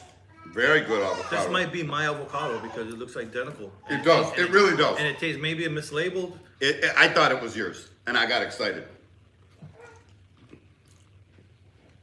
Which one did you think it is? The Lara. Lara purple. Yeah. It looks just like it. I mean, this is a tree of truck. Oh my god, this is so good. Probably is. Is that not sweet? This is amazing. The skin's like an apple. Yeah. Wow. It's delicious. Nice. So if somebody's looking to get that, Laura Purple. Yeah, it's the same thing. That's one of my favorite. That and the Russell are my two favorites of the day so far. They're good. Oh, And I've never heard of Pahokee before, Pahokee Red. no, nor I. Sounds like a bad illness. So Paul, I'm taking some questions from our comments here. People want to know, like, since you became a big deal in the fruit community, you know, how has fame changed you? That's a question? Yeah. Really? Well, it's my question. I lied that someone else asked it. Well, But I want to know, how has fame changed you, if at all? I wouldn't call me famous, but I've been growing, YouTube favorites. I've been having a YouTube channel for health for a long time, and been growing trees on that channel for a long time. And the way I started my channel was because I just took some of those videos and put it on this fruit tree channel. So more people are trusting my opinion about the fruit and growing the fruit. So I'd say that's the way. More people are trusting it because they're seeing I'm putting it into action. Well, you guys are like the biggest influencers in the tropical fruit game. Yeah. Sometimes you have to. Sometimes it needs to resonate on somebody that they don't realize that yet. You guys are influencers. I get recognized. Like people come up to me, hey, can I get a selfie? Hey, sign my titties. You know what I mean? Like I'll be at Publix. Yeah, a guy said that to me the other Yeah. day. Oh, hey man, you got a Sharpie? You know? I'll be like, yeah. You know, I Sleepy Like lizard. like Happy Gilmore. Yeah, I mean, Sleepy Lizard was here. Was it an old Dot the lady? I, and there ain't even an I. Me and my wife go to Costco Oh, there is once an a eye week lizard. in Loxahatchee. Yeah. And the last 3 times we went there, somebody stopped me and said, Yeah. I see your videos. Well, you know what they call you to me? The guy with the beard. Yep. They go, who's that guy with the beard? Yeah.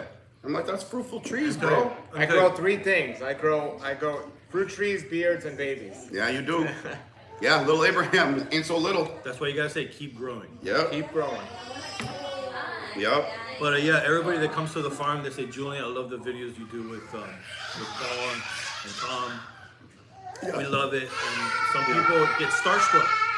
They do. Some people get starstruck, which Yeah. is so funny to me. Yeah. I was at Publix getting a sub, and a woman recognized my wife because she's on Univision, on Univision, Oh, on really? TV. Yeah. I got mad. I'm like, no. What about me? Yeah, no. We're in Homestead, you know? I gotta say something. We're in the ag district, man. I gotta say something. Come on. Okay, you gotta tell me, why do you get jealous?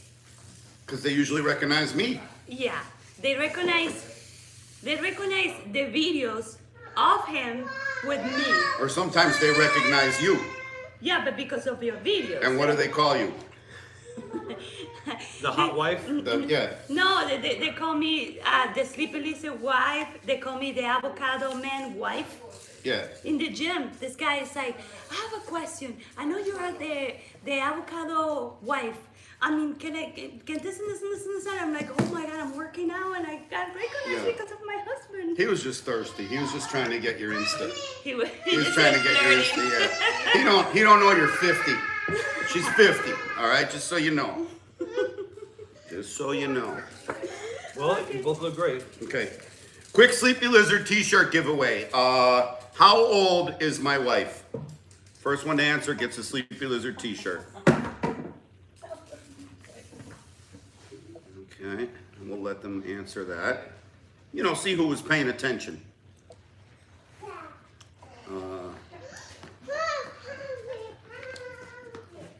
Okay, Julian, what's your website? JC Cruz wants to know. Very easy. LaraFarmsMiami.com. Lara, right? Lara? LARA Farms with an S, Miami.com.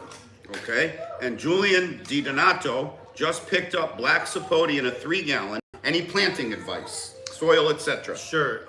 Always dig a nice deep hole. The deeper the better. That way the water can trickle away from the root area and doesn't become stuck where the roots are and rot the roots. And use the same soil you dig out to fill the hole back in. All the rock, all the sand, whatever it is, put it back in the hole and don't mix anything with it. The same stuff you dig out, put it back in. Mulch, I would say no to mulch right now until the tree becomes more established. And in the meantime, fertilize it with some all-purpose Miracle-Gro or 20-20-20. And again, it's 2 tablespoons of that bluish powder in a gallon of water. Mix it up really good and then pour the gallon on the roots at least once a month. And you do that and you're gonna be fine. And water the tree as needed. What does that mean? Stick your finger in the dirt. If it feels wet, it means it doesn't need water. Right. Check it again the next day.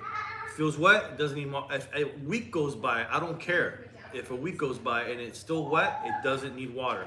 Buy a moisture meter or use your natural moisture meter, which is your finger, and test the moisture of the soil in order to determine if it needs water. Because if you're watering on a schedule, you might be overwatering. Right. Because you don't know if the water is still there It after evaporates at a few different days. rates, It could be windy that day and it evaporates faster. It could be stagnant, it could be humid. You never know. And everybody doesn't pay attention to the weather and what's going on outside. So get a moisture meter. That's my biggest advice, is get a moisture meter. If I had an action figure like Star Wars, I would come with a moisture meter. That's hilarious. You'd have my man in one hand and a moisture meter in the other. Yeah, I have my yellow moisture meter in a little slot to stick it in. So yeah, that's pretty much it. I have a comment about. All right. I have a comment about planting black sapote. Don't.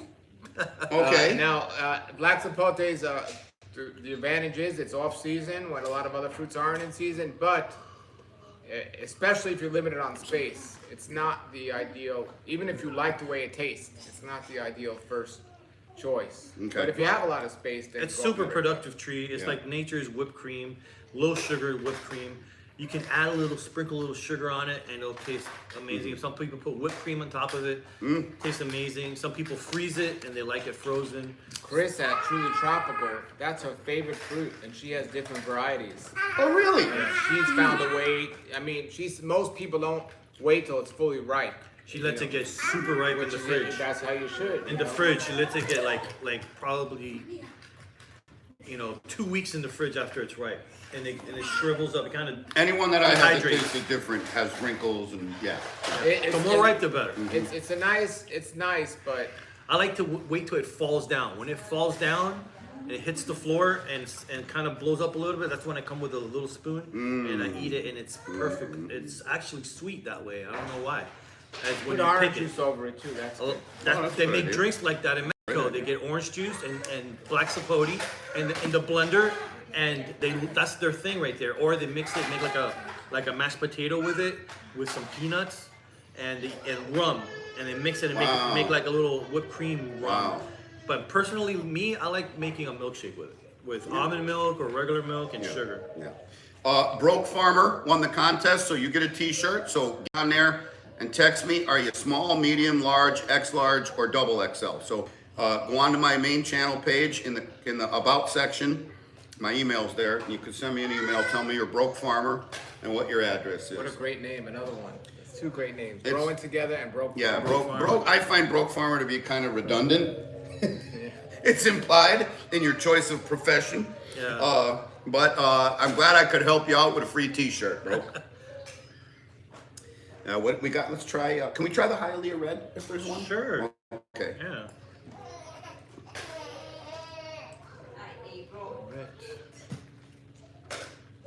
Hey Pokemon, how you doing? Gary's out there. Ryan Betker, quickly becoming my best customer in the state of Wisconsin. How you doing, Ryan? Ryan put a link to your website for you. Oh, thank you, Ryan. Yeah. It's very kind. My Joe wants to know about the Monroes. I'll be starting to sell those around Thanksgiving time. And then we got Mike R. Okay, is the Black Prince oily? I really need to ripen my Black Prince and pay attention this year, because some people say they're very high in oil content and they love them. I've had other people complain and say they're watery and flavorless. So I don't know what to do. I just can't remember from previous years. So when this guy ripens, I'll have to get back to you. Sorry about that. Thank you. All right, Hialeah Red. Tell them the story of how you discovered this. While he eats that, so a little preface. A lot of you know, but for those of you who don't, we don't grow these varieties from seed. You take a seed like this and look at the monster from that purple avocado. That seed is bigger than a whole Hass avocado, right? It's big as a house. It's as big, right? So you plant this, you don't know what you're going to get. Look at this. All that food. It's a Whopper. It's a Whopper, right? Wow. 3.5 pound fruit there. Bro, this is the best Hialeah Red I've ever had in my life. Really? Okay. Usually they're on the watery side. I always find them, but for this one, is just phenomenal. Oh, it's good. That's good. Now, that's funny because you sold me my Hialeah Red tree 2 years ago. Right. I got some fruit this year, but it dropped. It's still a small tree. Right. No problem at all with that. But you set my expectation that while it's cool and pretty to have red avocados, you're like, it's not going to blow your mind. It's not necessarily the best avocado you ever tasted. That's pretty dang good, dude. It's the best I've ever had. That's pretty dang good. Amazing. And I can't wait till they start coming in. Wow. But where I was going with this is we don't plant these seeds and wait and see what they give us. We take from already productive trees that we like and we graft them. But there are some people who create new varieties like the Lara number one. Lara number one. The Lara number one. And there's the Lara number two, which is the purple Lara. The purple one. And also the Hialeah Red, which I named. Okay, so I want you to tell that story. So hold on to that for Sure. a second. So the way we come up with new varieties is there's really two ways. Guys like Julian and his dad plant seeds, wait a decade or more, Right. wait and see how the fruit tastes, how the production of the tree is. Right. If it's good, they introduce it to commercial farmers like me. We plant them, grow them, and a new variety is born. Right, right. The second way is they hunt them down. Julian has flown all around the world. I've heard the stories. Him and his dad, him and his friends, right? Yeah. All around the world looking for different varieties of fruit. Right, right. Where did you find this variety of fruit, the Hialeah Red? How did you a guy who's planted his own seeds and waited a decade, a guy who's flown around the globe, how did you come by the Hialeah Red? Well, I was living in Hialeah. Which is a town right outside of Miami. Which is a town right outside of Miami, heavily populated by Cubans. They should be called Little Havana because Little Havana is not even full of Cubans anymore. That's true. But anyways, I lived there for a short time. And yes, I will travel to the Redlands every single day to go to work and work at the farm while living in Hialeah. And across the street from my house lived one of our oldest family neighbors. I mean, we've had this house in Hialeah since I was a kid. And and everybody still lives. Everybody that I've known from my childhood still lives there. And they had planted an avocado from seed in their front yard past the sidewalk. You know that little grass median? Oh, the swale. The swale. They call it the swale. Right, That where the little mailbox- patch of grass between the road and the sidewalk. Correct. Yes. And that's where they have the mailbox. So behind the mailbox was this little young avocado tree, maybe 6 or 7 feet tall, with this huge red fruit on it, like red like an apple. These were picked too early. They're not that red, but they still taste good, even picked early. Maybe that's the trick. Maybe that's the secret. Maybe that's the trick. Yeah. Not to wait. But yeah, that's where I saw it. I noticed it. I noticed the bright red color, which is very unique with avocado. This color is very unique. Yeah, that's a shiny red like Paul's hat. Yeah. That's like an apple. Yeah, that's like an apple. So that caught my attention and sparked my interest, and I thought it was valuable because of that feature that it had. Yeah. So I took it home, ate it, let my dad eat it. We all tried it at my house. And everybody's like, yeah, it's decent. It's it's an okay avocado. We like it. It's not as good as Simmons, but this one may be as good as Simmons. That's a good avocado right there. I don't think it's as good as Simmons. No. What about you? I do. Not as good as Simmons, but good. You know what I mean? Good avocado. Well, I liked it. For the first time, I thought this was Yeah. definitely a lot Yeah, better. I found it very Now, since it's red, I gotta do this. Make avocados great again. But yeah, I thought this was pretty unique, so that's why I took the trouble of getting budwood and grafting it and planting it in my collection. Yeah, I just think it's an amazing story. A guy who's flown all around the Caribbean, all around South America, all over. Have you been to Asia? Have you been to like Thailand and stuff? No, that was next. Okay, that was next. But all over, and he'll be showing me a variety of star fruit he has, a variety of kaimito, star apple, and he'll tell me the story behind it. Right? We went to this place. We went way up in the jungle. We went to this village. We brought a few of these back into the U.S. and blah blah blah. And the story of the Hialeah Red, like he just woke up one morning and right across the street, in really not necessarily a downtown urban, but I wouldn't call Hialeah even a suburb. I mean, it's a pretty highly populated concrete jungle. There's not a lot of green. Yeah. Although a lot of the homeowners, everybody has a mango or and avocado. They got beautiful backyards. Or even cashews grow very well in Hialeah because they're closer to the ocean and they have less chill hours. Yeah, but it's horrible traffic, big buildings, warehouse district. It's not Sand the kind of place for soil. Oh, that's right too. Yeah, Sand for soil, which is ideal. For tropical fruit. Yeah. So that's instead of making a concrete jungle, they should have made a tropical fruit paradise. Yeah. In Hialeah. Yep. Brogdon. Yeah, I'll try that. We're gonna try a Brogdon.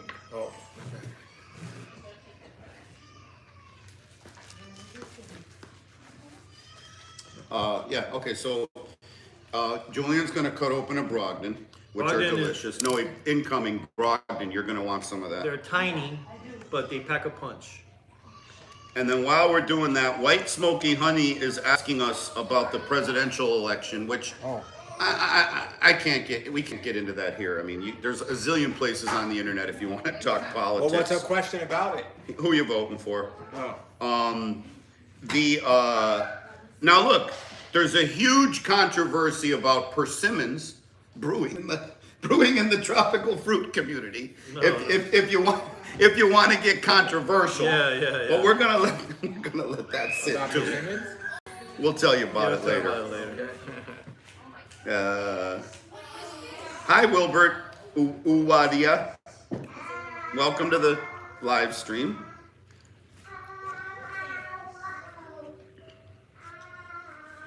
Did you get a bite of that? You've tried the Brogdon, right, Paul? I have. I have. The Brogdon tastes great, but it's not one I'd recommend if you don't have a lot of room because the seed is so big and the amount of flesh you get is so little. So it's a great avocado. You could eat the skin, but stick on there.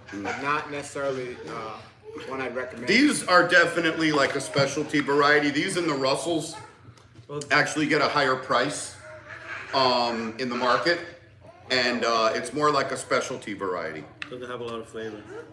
Try this one. That last one wasn't too ripe. Oh no, that wasn't. Yeah, that one's not ripe enough. Yep, that one wasn't ripe enough. This one, same thing. Okay. Same thing. Same thing. Yeah, these were picked off the tree. This one's better, but also, probably needs another day or two.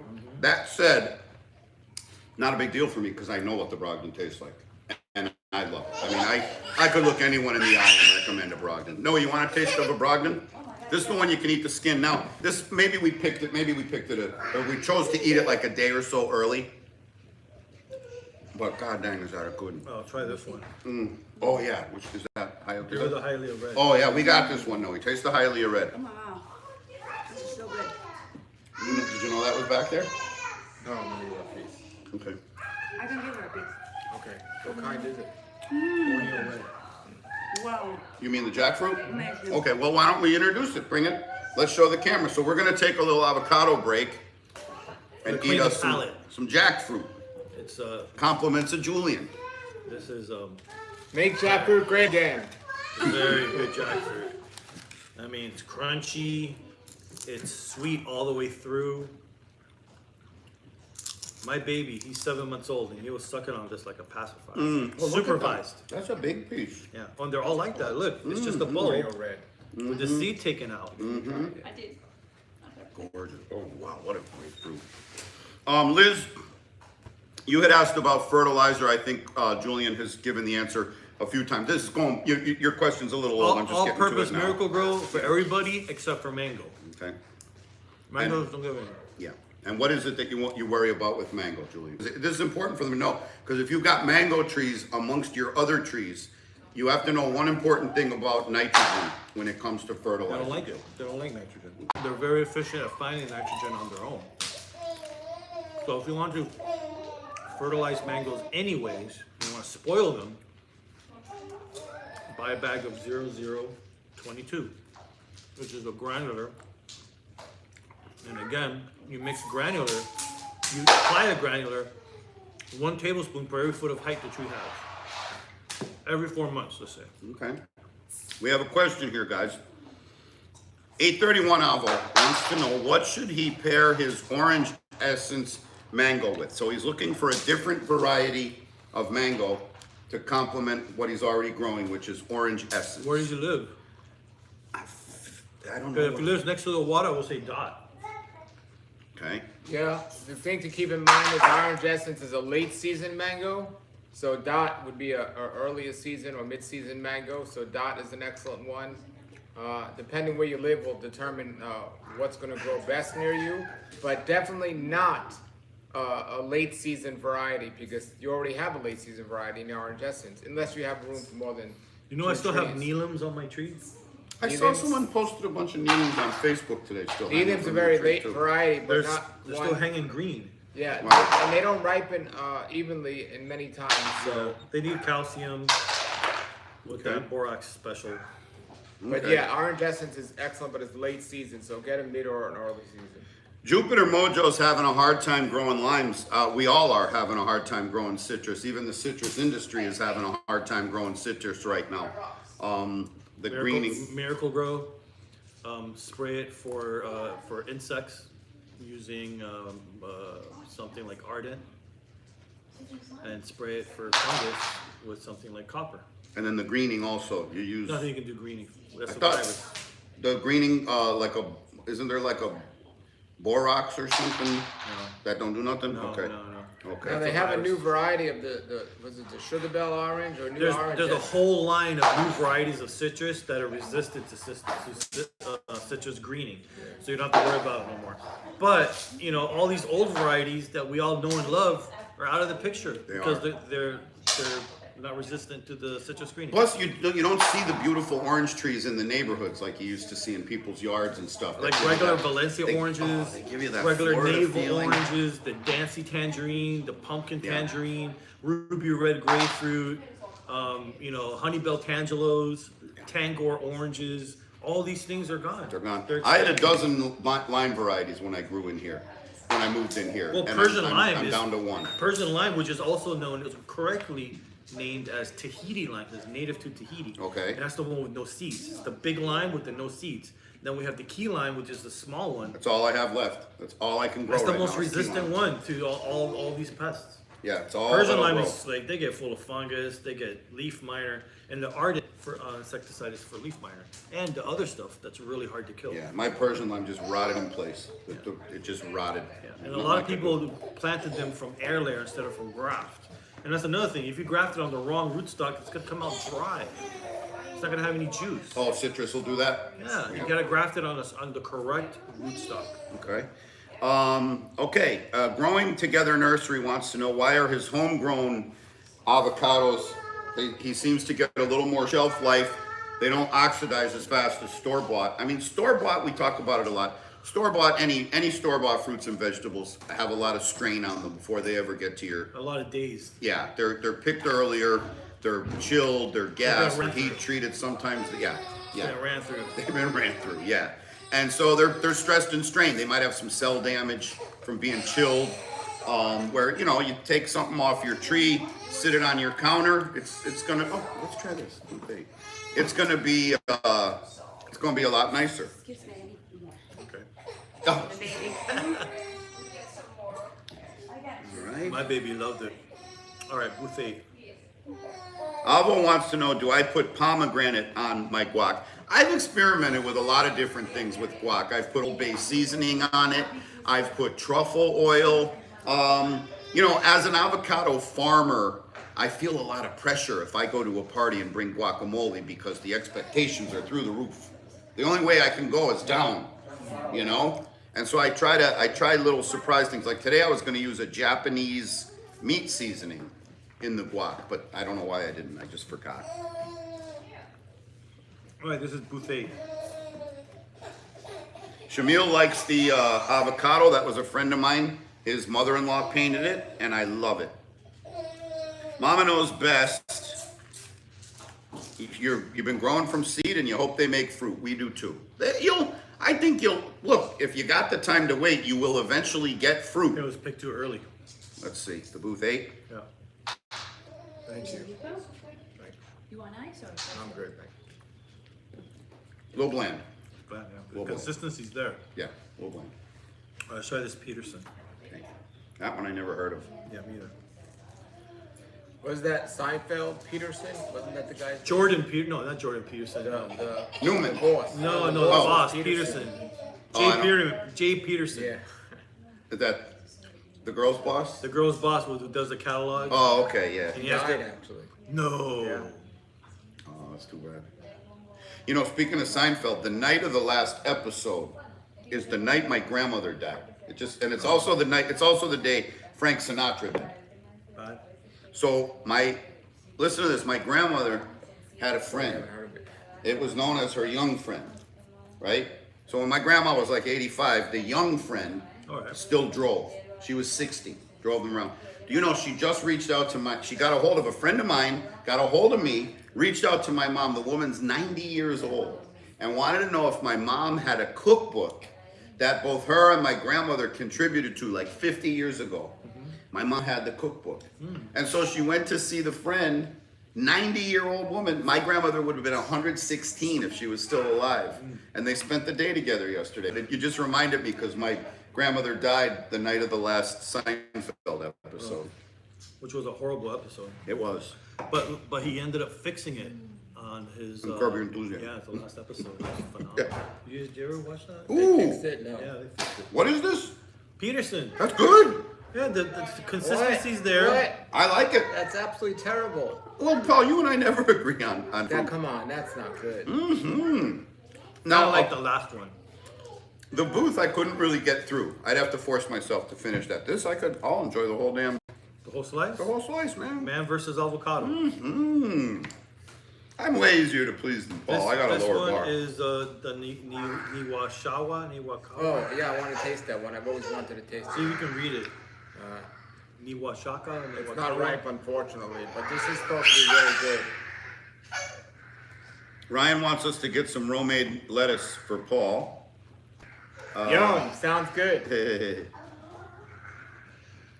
Gretty Beverly Hiller is happy to see us streaming.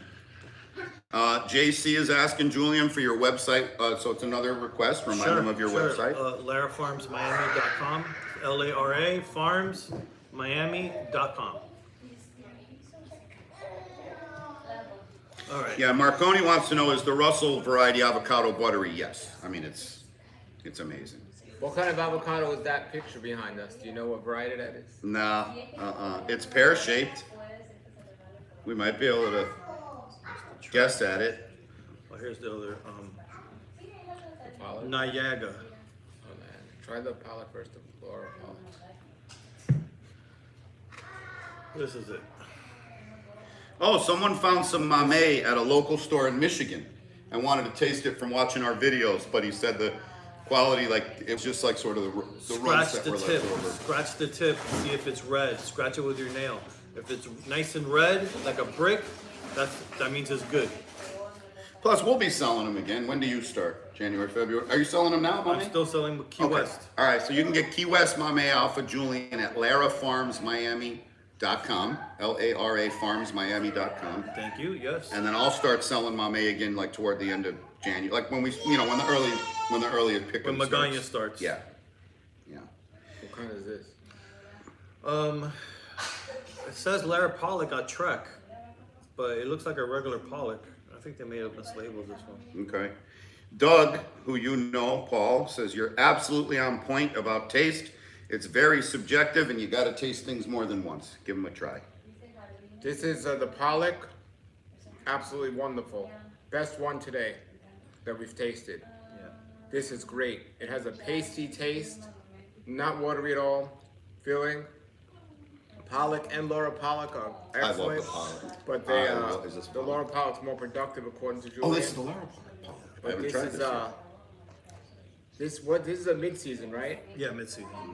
You know, Unlike Pollock. the production is questionable. See, Oh, Julian says it's okay. The Pollock doesn't do amazing, but that is good. Alex at Tropical Acres says his Pollock doesn't fruit as well. So, Needs to get a Lara Pollock. yeah. I have a bunch of Pollocks. They do fine. Mine fruit well. But that's the best one we've tasted today, in my opinion. This is right up there with that Russell we just had. This is delicious. Noe, taste this. This is so good. There you go, cutie. You could What have it. is it? What is it? This is a Lara Pollock. Laura. So we have those Pollocks, and then he's got like a improved version of it that they. Wow, it's kind of like sweet. And someone just asked us, where did all the avocados come from? The answer is a few came from my farm. The majority of them came from Julian's My farm and Truck. and the Tropical Research, the University of Florida Tropical Research and Education Center, which is right across the street. And Julian is an inner circle guy over there. Well, my dad worked there for 25 years. Yeah. And Wow. he retired. Amazing. Come here, tell the camera what you think of that one. Wow. This is very sweet and it's delicious. And it has like a consistency that it's like a little hard, but when you eat it, it melts in your mouth. So good. Yeah, it's very refreshing. It also refreshes your palate. I love it. Okay, so there's a person here, Mary Gimson. You're not fooling us. We know who you are, but I like that you've come up with yet the guy that trolls me all the time. Oh, with the different usernames? Yeah, he's got Mary Gimson now. I know it's him. I could read it. I got it. It's got his fingerprints all over it. I know. Yeah. But nice try. Doug says that, Paul, that you and I have Niagara. made tropical fruits sexy. Okay. Yeah, Paul's bringing sexy back? he is. He brought it back. He brought it back as soon as he grew that beard. What do we have here? Niagara. Never heard of it. Niagara. Is this one you know of or found it at the collection? Found it at the collection. So it was a first for all of us. It's the first for all of us. Whoa. That's different. Ooh, that's different. Yeah? Tastes like peanuts. Oh. Peanut oil? Yeah. Mmm. Ooh, that's dense. That's rich. Nice. I don't think I could eat a whole one. That's too rich for me. That's good though. Mm-hmm. Very smooth and watery.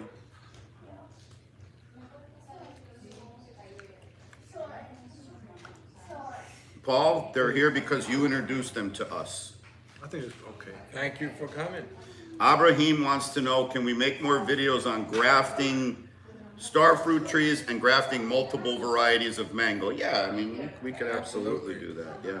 Yeah. Well, there's a tree you have outside that you need the top work, right? Yeah, we'll do a buddy too. Maybe we can do it after this. Yeah, okay. Okay, Greater Good ordered an app May.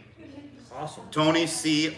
Oliveira. Noe, even after I just told them all you were 50, Tony still guessed you were 39.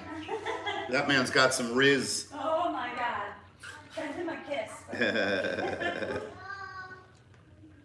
Okay, this, Itty Blocks Pete just picked up a dwarf mame tree, which I wasn't aware there was such a thing. How long before can he plant it in the ground? Julian, you're the mame guy. You could, how long from him buying a tree in a pot to planting it in the ground? If it's really a dwarf mame tree, then No, it's wait. the pumpkin pie. Oh, really? You got that? But if you put Okay. that in the ground, it's going to decline right away. Really? It declined. I mean, I planted mine. I think the key for pumpkin pie is to dig a nice deep hole. I got an auger, and the guy drilled in, but I don't think he drilled in deep. So, And Paul, what was your experience with your pumpkin pie? Well, I had two. One of them was doing great. They both were doing great, but one of them just died for no reason. And then I spoke to two other people, and they had the same situation. I actually even spoke to somebody at Zills, and they said they're not promoting it as much because it doesn't. Well, not somebody at Zills, but somebody who knows it said they're not promoting it as much because it's not doing the best. So. yeah, it tends to decline after you plant it. And the only thing I can come up with is just too much water. It doesn't like a lot of water. Since it's a dwarf, I still have a tree in the ground that's doing great. So we'll see. It doesn't grow fast. It grows really slow, and the root system's really slow. And because of that, it's become susceptible to root rot. So the more drainage the tree has, the better. Throw a lot of rocks in the hole, and make sure there's the soil dries up faster than usual. Make it as deep as possible, and give it a lot of nutrients. Give it a lot of Miracle-Gro. Big O wants to know how I came up with the name Sleepy Lizard. I was just relaxing on my hammock one day, just laying back, swinging in the breeze, and I saw a lizard, like I don't know what it would be, bigger than a gecko, smaller than an iguana, just chilling on an oak tree branch. And he just looked real sleepy, but he was also just real chill. He was in control. He moved real slow. And I was like, oh, look at that sleepy lizard. And that's where I came up with I the loved name. your music video, Tom, and I loved your line about the lizard not being high but being sleepy. He's sleepy. Yeah, my rap. I didn't see that. Yeah, oh, it was great. Oh yeah, I got a rap out. Yeah. What? Oh yeah, man. Yeah, I rap. I do stand-up comedy. I guess that's where it ends. That's about it. I didn't say good. Wow. It was really good, though. It was nice. Yeah, check it out. Alexi Douglaris, how many fruiting seasons does it take until you get a good representation of fruit on an avocado? So I guess he's asking, like, the first year you plant a seed, the first year you get fruit, is that indicative of how that fruit's going to taste, or does it take a few seasons for a fruit to really hit its stride? I think genetics is genetics. I agree. If it tastes bad, it's gonna taste bad. Well, that's not true for mangoes. Mangoes, from what I understand, the first year they'll never taste as good as they will Mahashinook, the future first year it made me fruit, I didn't like it. I was like, Alex, what did you? You gave me Budwood. I was like, yeah, what did you bring me? It's not that. It's too much hype. It's not really that good. And the following year, I totally changed my mind. I was like, wow, this is. Yeah. But something, I don't know. It's just maybe it's a thing about nutrition. Maybe it's a thing about nutrition. Paul, there's a question here. Has your Cochin Jackfruit fruited yet? Not yet. Okay. I have I got the Cochin, and I also at the same time got a lemon gold for you, or something gold. Golden nugget? No, it was another dwarf. Oh, honey gold. Honey gold, and Yeah. the honey gold fruited this year. Oh, really? Yeah, the Cochin did it. The honey gold did it. How was it? It was nice. It's nice. Not easy peel, but it was nice. It's not easy to do. It's kind of like this Borneo red. It was really hard to get into. But if you cut them in half and then cut them in quarters, you can take out the core with Like a a knife. pineapple. Yeah, really easily. And then flip them, like stick them inside out like a mango, cut like a pineapple. You just push the skin up, and all the bulbs just come right out. Wow. Yeah. Like you just did in there. Right. Like you showed me. Right. Okay. Pretty much. Yeah. We have a question here. No, not a question. Just Dayami has a pumpkin pie mame, and she says, she's just very careful with it. She has it in her raised bed, and sounds like she might be hand holding it. Yeah. I think she might be one of my customers. I recognize her name. Okay. Yep. Said she's over in Naples.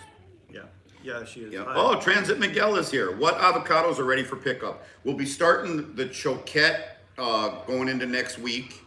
I've got Black Prince. I've got Catalina. What do you have, Julian? Ready now. Simmons, still have Simmons. You still have some Simmons? Yeah. Still got some Simmons, Paul. You're asking the wrong guy. You should have been asking Julian. I'll tell you right now. Tell you what I have available right now.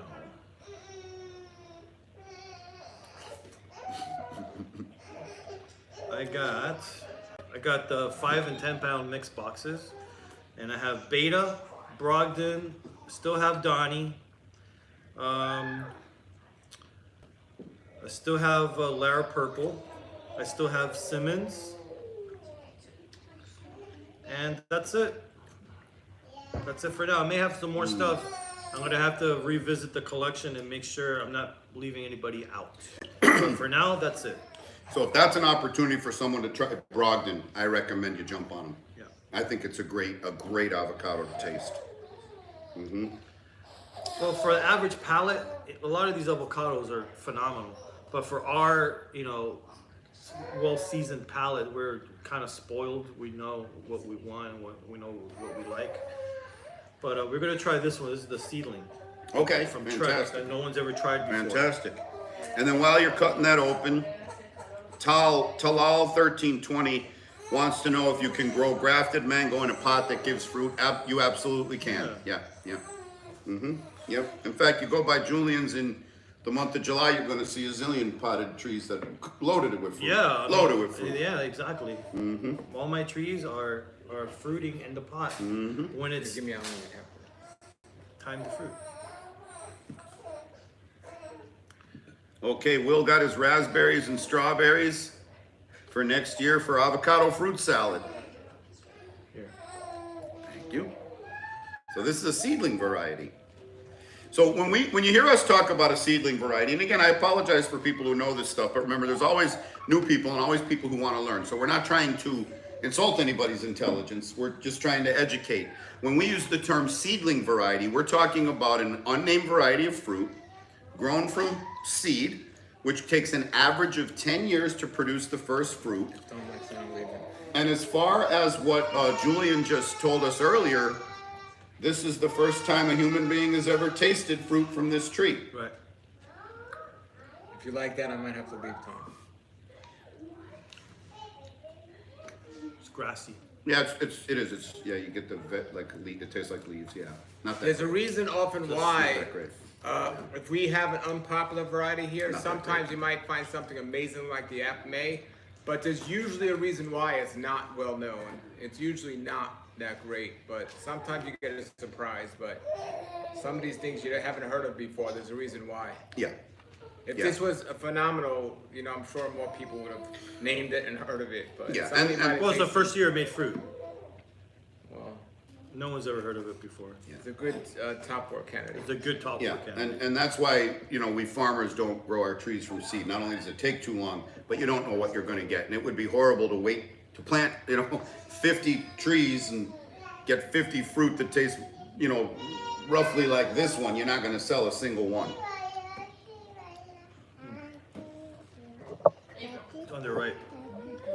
Julian De Donato has a great suggestion here, which we do drop the ball on this as content creators. Grafting aftercare. And so Julian, as you cut that open, why don't you talk a little bit about, we talk a lot about the grafting, right? How to select the budwood, what tools to use, keeping everything, what techniques, what stuff, materials. Yeah. And then we kind of forget about it. And we don't tell them like how often to water them, how to check on them, keep them in partial shade, so why don't we start with avocados and talk a little bit about grafting aftercare. And then for those of you who don't know what grafting is, we're gonna show you. Well, aftercare is, avocados generally are very easy to graft. You can pretty much graft them out in the full sun. And the aftercare to that is really nothing. Just make sure you don't overwater it. Give it fertilizer, give it the 20-20-20. And, as far as babying it, it's probably the least fussy one out of all the trees you can graft is avocado. You still want to keep it dry though, right? Well, you gotta, make sure it has just the right amount of water. Can't overwater it. You have to water it as needed. This is gorgeous. Gorgeous. What is this one? Tito. It's okay. Wow. It's pretty good. That's a very pretty looking avocado, sweet. though. Yeah. It's pretty good. Sweetness. Yeah, it's sweet, different texture. I like it. Sweet and Tito, T-I-T-O? T-I-T-O. Oh, this is the one from Puerto Rico. Oh. And they do like they tend to ask me for, people from Puerto Rico tend to ask me for like pear-shaped and long-necked varieties. I don't know, that's just what they seem to like over there. Yeah, yeah. Tastes really good. I mean, I can. quiz question. I know Julian will get this right. Yeah. Who was Tito Santana? All right, so I know Julian will get it. we have a, No, not the musician. Oh, not the musician? No. Tito Santana? Not the musician? there's a question. Yeah, I'll give you a hint. Who is Tito Santana? Want to do it for a bumper sticker? Rock's dad? No. that was- You want to do it for a bumper sticker, Paul? Or you want to do a different question? I'll do a different question. Okay. But I'll give them a hint. Hulk Hogan. Tito Santana is Hulk Hogan? No, that's the hint. Oh. Was he one of the villains the Hulkster used to wrestle? He was with? growing up, he was the Intercontinental Champion. Tito Santana? That was Pedro Morales. What are you talking about, bro? No, there was another one. Pedro Morales. Actually, after Was the Pedro Intercontinental. Morales, exactly. But Yeah. right after him. Really? Yeah. What's it funny is that before Roddy Piper and Hulk Hogan, it was all Mexicans. Yeah. Yeah. Luchadores. Lucha. Yeah, with the masks and all. Yeah. Yeah, I used to go see them at the Catholic Youth Center. They would play. It'd be like the first Monday of every other month. The wrestlers would come into town. It was like $4 to get in. It was like 50 cents for a container of orange drink. Then we would finish the orange drink, crush up the container, throw it into the ring. Andre the Giant, George the Animal Steel, all I got those the guys best would be story. there. I was in Detroit. No, Uh-huh. I was somewhere. He's from Detroit, but I was at a wrestling match in New York, and I saw George the Animal. I saw George the Animal Steel. Wow. And after Oh, yeah? I heard it, he was smoking a cigarette and talking normal. Yeah, because He's he. actually Yeah. Well, he's he was actually a professor in a college. in completely Detroit. normal dude. Get outta here. Olympic gold medalist. Crushed my life. Olympic gold medalist. Yeah. And his tongue ain't green in real life. Yeah. You kidding me? But that back hair had to be real. You can't fake that. Yeah. George the Animal Steer. Mm-hmm. I used to watch the cartoons when I was a kid. Hulk Hogan. Ronnie wants to know Marta. if the little gem has the same traits as a Julie mango. It is. It's a seedling of a Julie. It is a seedling of a Julie, but it doesn't taste like a Julie, and it's a different season than a Julie. Okay. Charger Mopar Rick. Oh, he reached out to me. You're local to us, I think.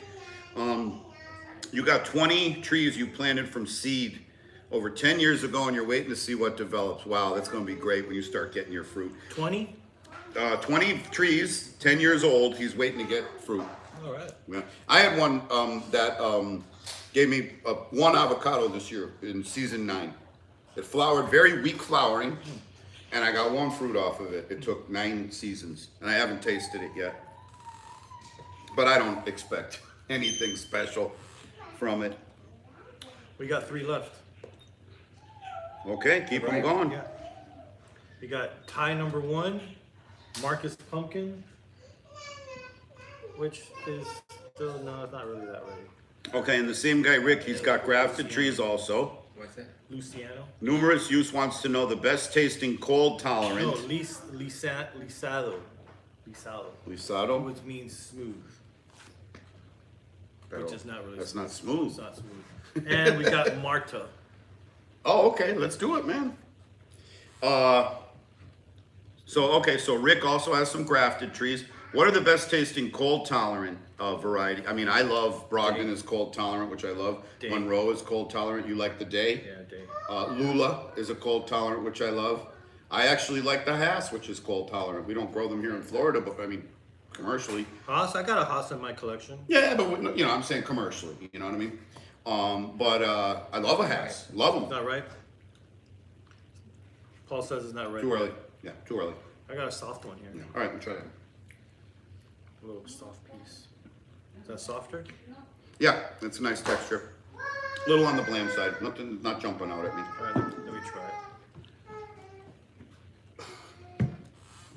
Paul, were you going to ask a question so they could win a bumper sticker? Yeah, let me get the bumper sticker, but I'll think of the question. All right. It's okay. Marta is okay. Yeah, not bad. Down for you. Yes. Okay, Dayami, who has the pumpkin pie. right, also wants to know about the Tower 2 and the Ignacio. And I just planted one of your Tower 2s 2 weeks ago. Tower 2 is very good. It's like a Walden. It's very oily and walnutty. It's a very good producer. It was a variety grown here back in the 40s and 50s. Ignacio is another variety from Cuba, like Catalina. And it's very dense, very dry, very oily. Very good avocado. It's not very popular, but it's an excellent variety. It's the same size as a Simmons, and produces not as good as Simmons, but it produces well. And it looks like a Simmons, but it's much drier than Simmons. It's very, very dry. I've even told people they have to drink a glass of water Oh, really? to knock this guy down. Wow. It's really thick and it sticks to your throat. Wow. Ignacio. So on the tower, back to the Tower 2. The one I got from you fruited and they were small. Right. Are they a small fruiting? It's like a Walden. Okay, so the size of a Walden. so maybe a good option if you want to plant in pots. Yeah. Yeah. I'll give you a big slice. You don't have to eat the whole thing. I can't, don't worry. So full. I'm getting So, full. so okay, I thought of a question, but I'll let him talk about this one. What one is this one? Tie number 1. Tie number 1. And it has a small seed to flesh ratio. Look at that. Yeah. Look at this. Yeah. This is, I'm just looking at the thickness of the spear here. Yeah. Yeah. It was a very small seed compared to the flesh. Rick wants to know if there's an avocado group here in Miami. Not really, no. There's not. Just on Facebook. Yeah. I think there's a lot more Pretty good. action and traction What do you in think, like Bob? the mango community. Thumbs down? Comes down. I like it. I thought it was pretty good. I'd put salt on this, but I like it. I mean, look, I would never eat this alone by itself. I would always eat it with my rice and beans, something else with my food, you know? I would not eat it alone. Or with a salad. Yeah. You had some balsamic vinegar, Oh. some salt, So some good. Parmesan, So Reggiano, Parmigiano. So And good. eat it with some balsamic vinegar. Yep. Rick, that's going to be a hard question to ask, buddy. What variety of avocado is similar in shape and size to a rounded coconut? I mean, this Marcus the Pumpkin? Marcus Pumpkin, I was going to say, yeah. Highly red. Yeah, the reed you were talking about, maybe not as big as a No, it's not coconut, big. but round. No, But- they get pretty big. I mean, not as big as a Marcus Pumpkin, but I've seen big ones. Yeah, I've never seen a big one. All the ones I've seen are probably like this size. No, No, they can you big. get me a They get cafecito? big. California, Yeah, they get big. Would the reeds get big? Yeah, in California. Yeah, I've okay. never heard of a big reed. Yeah. So we've been talking about different varieties and growing from seed and finding varieties like Julian found the Hialeah Red. Paul used a term earlier called top working, which is if we have a tree that we plant and we don't like the type of fruit it grows, if you have an avocado tree and you don't like those avocados, you can stump your tree, let it grow new branches, and then we use a technique called grafting, where we change the variety of the tree. Or we could put multiple varieties on one tree. We could grow, one of these type of avocados and one of these both on the same tree. So Julian was gonna do a grafting demonstration for us. Sure. You wanna do it? Sure. All right. So grafting is a technique we use to clone trees. And so Julie and I went and took a little walk in the grove earlier, and we snagged some budwood from a Monroe avocado tree. You've heard us talk about the Monroe. Good. And then we went in my nursery and found a seedling, which Paul, is there a seedling over by you? It's to his right. Okay. Can you grab a seedling? Yeah. Is there Behind a you, tree? actually. Tree behind you? This is called lisado, which means smooth in Spanish. The seedling tree. I like it. Yeah, is there a little seedling tree? Yeah, right there. There we I go. thought this was a fake tree. Look. No, no trees. April, no. Um, Go around. kind of run of the mill, Julian. You know, nothing doesn't jump out at me, but I don't dislike either. Well, I can eat it with my meal. Absolutely, yeah. I could put some salt on this. I could mix it in rice. What happened to the knife? Oh, there it is. All right, so this rootstock is way too tall. Let's decapitate it. Okay.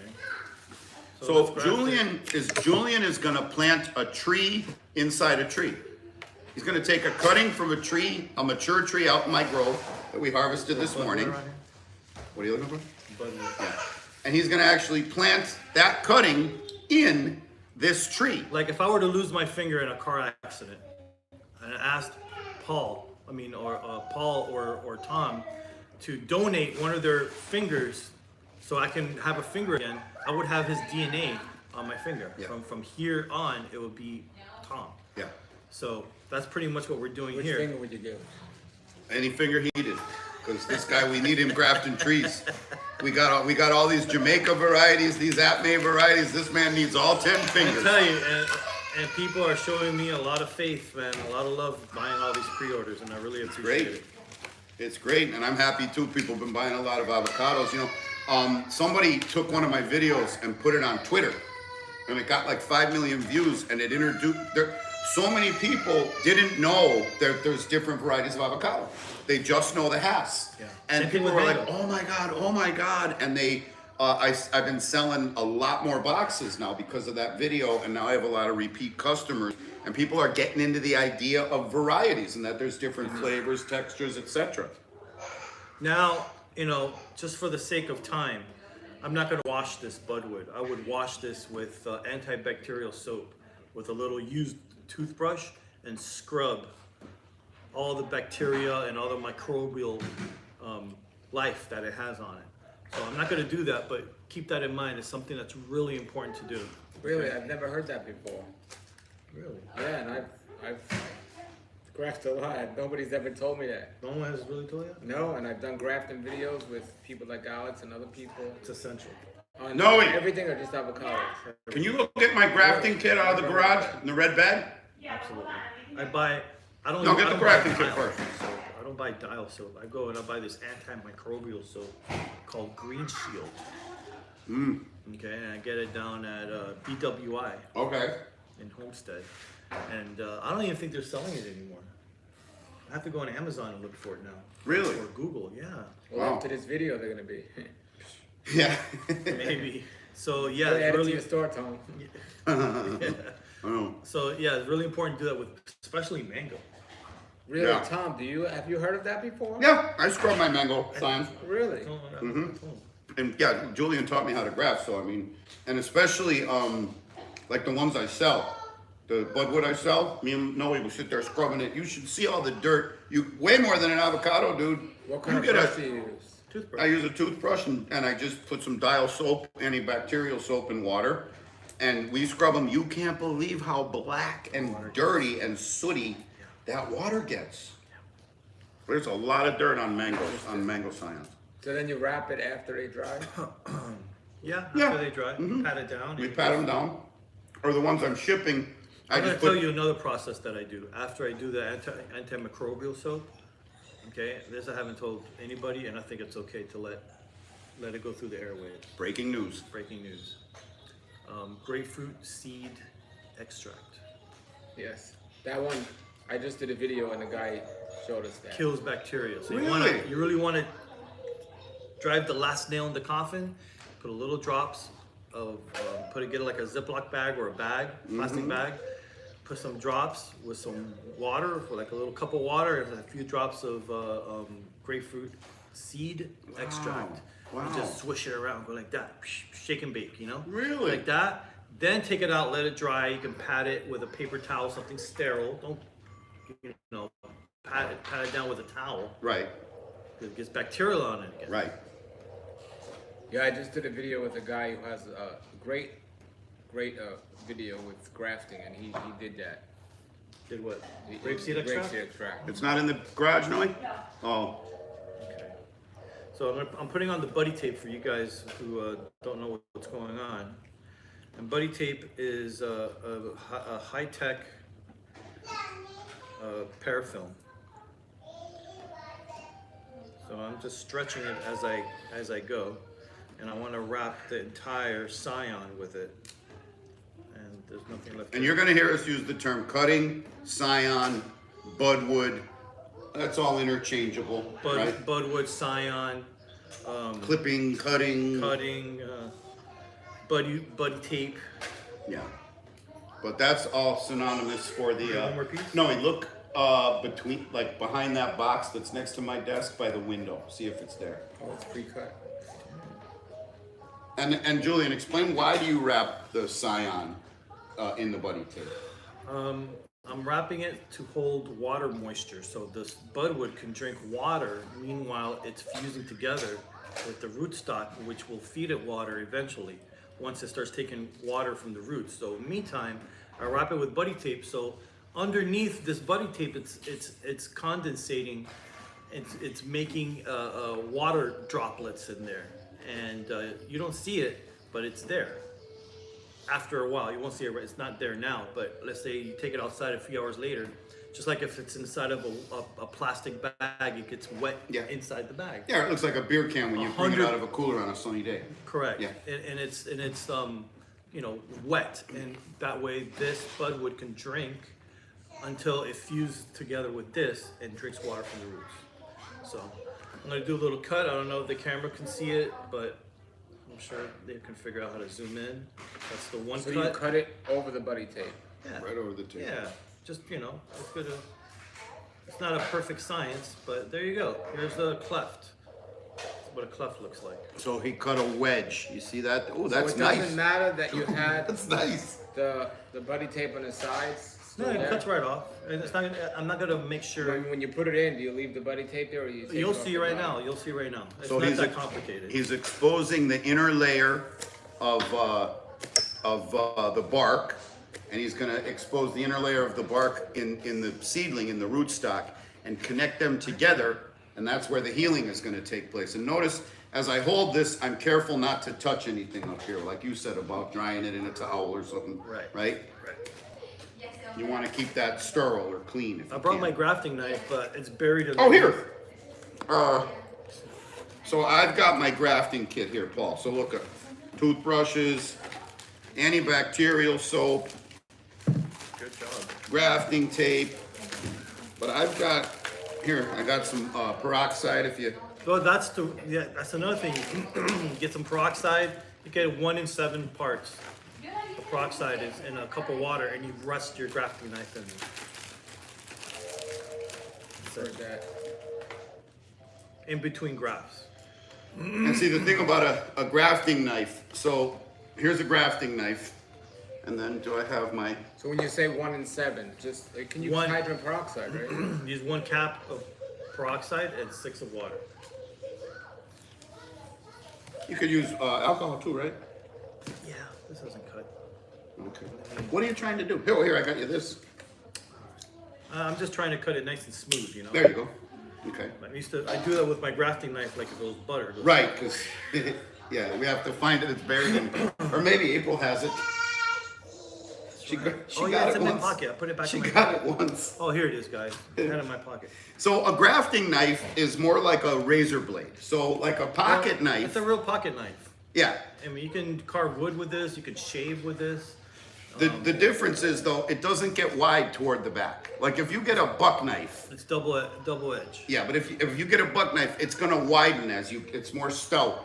These tend to stay thin, so that as we're cutting into the stems and the roots and the stems and the cuttings and everything, we're not also like splitting it open and ripping as we cut.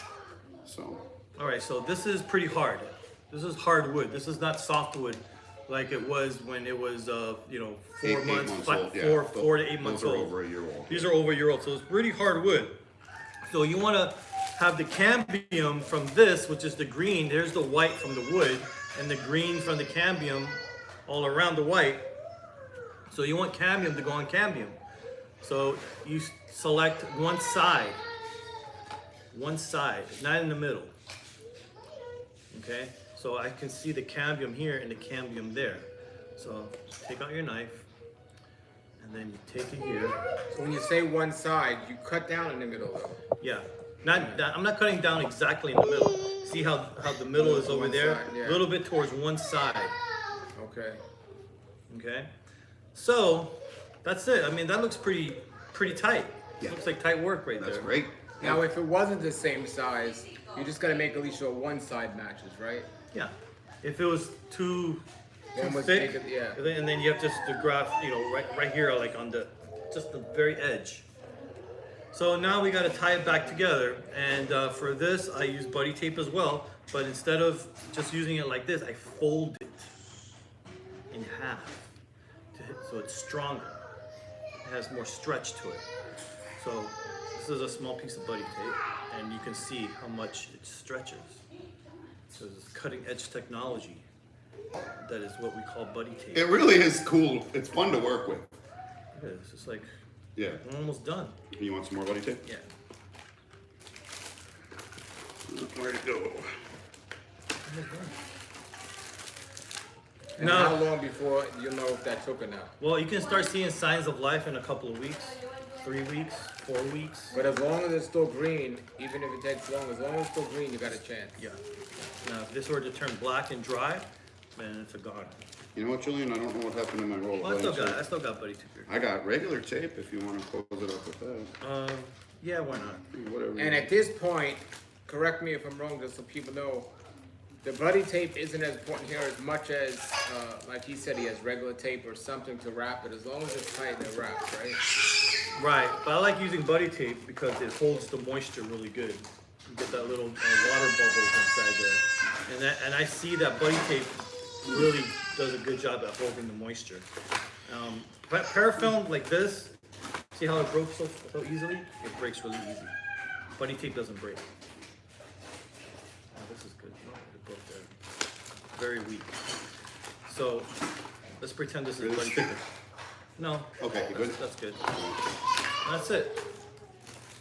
That's it. Okay. Do you recommend people cover the top or anything? No, if it didn't have buddy tape, you would have to cover it with a bag, so it can drink water until it fuses. But right now it has the buddy tape, which is like having a plastic bag over it. Okay. And so then, Julian, someone had asked earlier about aftercare. So now you've got your graft. Do I want this in partial sun, full shade? You'd want this in 55% shade. Okay.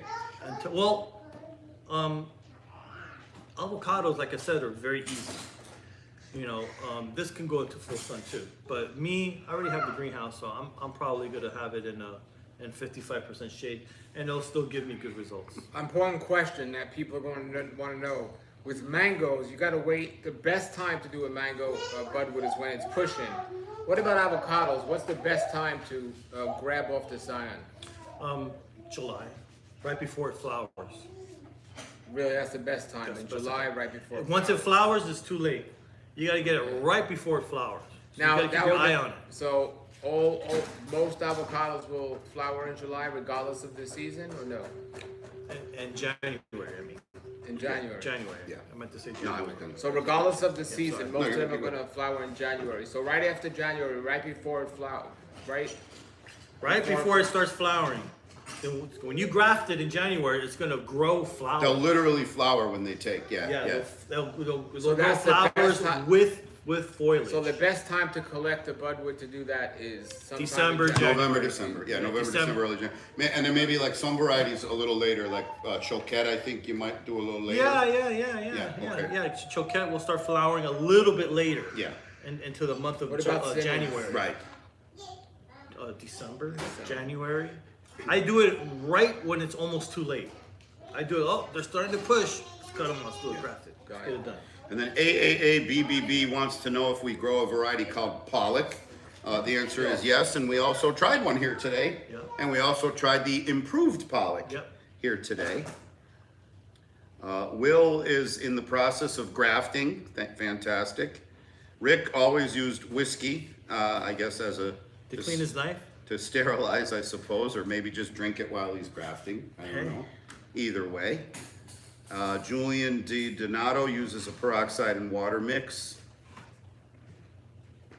Yeah, Rick uses box cutter. A lot of people do use razor blades to do their grafting. I do. Yeah.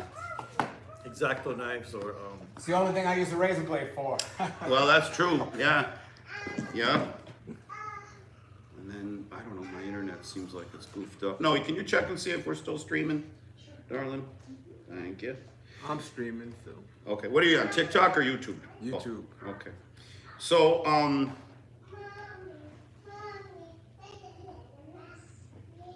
hang on, let me find our stream again here. Sorry about that, guys. So these avocado varieties that we're trying here, like I say, you can get them from Julian at larafarmsmiami.com, or you can get some of them from me at guacfarm.com, GUACFARM.com. We both also sell different varieties of tropical fruit, depending on what's in season. So I mean, most of my business is selling the trees. Yeah. You know, I got mamey trees, sapodilla trees, avocado trees, you name it, lychee, Yep. canistel, black sapote, white sapote. Yeah. Okay. In some ways, you could say, for you, fruit is a byproduct. You're growing it for the bud, although you do need the seeds from the fruit, right? For me, fruit's like the product. That's what I want. You know what I mean? No, and I do sell, when I have a surplus, I sell my surplus. Well, yeah, and you've got amazing varieties of fruit, Right, too. and that's the good just thing. 'Cause Amazing that's the good varieties. thing. My surplus is amazing fruit. It's Yeah. amazing variety. There's like, for example, Tropical Acres, he has 300 varieties. He has all the, 350. He has Wow. all the good ones and all the bad ones. I just have all the good ones. Which is true. I don't have the room, and the luxury to have a germplasm collection, a privatized germplasm collection like they have at Tropical Acres, which is a phenomenal thing. And it's a good example to show you how a private company can do a better job than almost the government. Yeah, with taste being subjective though, there isn't even really a bad one. I know what you're saying, but like you and I could think it's terrible, but then you get But no one's calling for a Buxton spice. Never even heard of that. Yeah. Yeah. What did Rick say here? Something caught my eye. Do we know anyone that still grows the original banana? You're saying banana species. Banana is the species. I think you mean to say cultivar or variety. Right. I do, right? I'm looking at my banana patch right out here, and I think you're asking about the Gros Michel, the Big Mike, which was the main banana cultivar back in like the 40s and 50s. Well, up to the 40s and 50s. What's it called? Gros Michel. And what's the other name for it? Big Mike. Gros meaning, in French meaning big. Michel, I guess, is Mike. Oh, okay. Yeah. It's not a very big banana though, so I don't know who Mike was, but I would prefer you name a plantain after me than an itty bitty banana, if you know what Well, I'm it's saying. not a small banana, it's normal size. Well, you keep telling yourself that. Really? I never had it before. Really? I'm making dick jokes, Paul. Oh.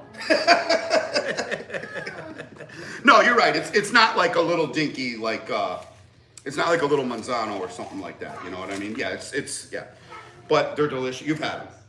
Actually, I've had them, but I don't remember. They're good. The thing with the Gros Michel, and I always get corrected, people tell me I pronounce it wrong.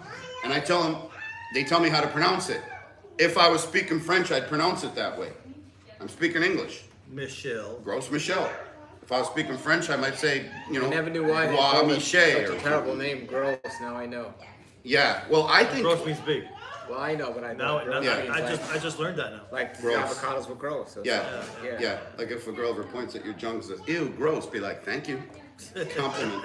Grande. Compliment. Grande in Espanol. Yeah. The Gros Michel, Paul, it is said that is the variety of banana that they used in the early days for like banana candy, banana cream pie flavoring, artificial banana That's flavors. the one. I've heard of that Dude, one. it is so good. Now, You have it? yes, they are. No, how are them Gros Michel bananas? Yeah. I'm gonna try it. It's like you're eating. Yeah. Well, when I have a bunch, I'll Let bring me it. know. Yeah. I'll try it. It's like you're eating like Yeah. Laffy Taffy banana Yeah, or yeah. Atlantic City Taffy. You Yeah, know, you had it?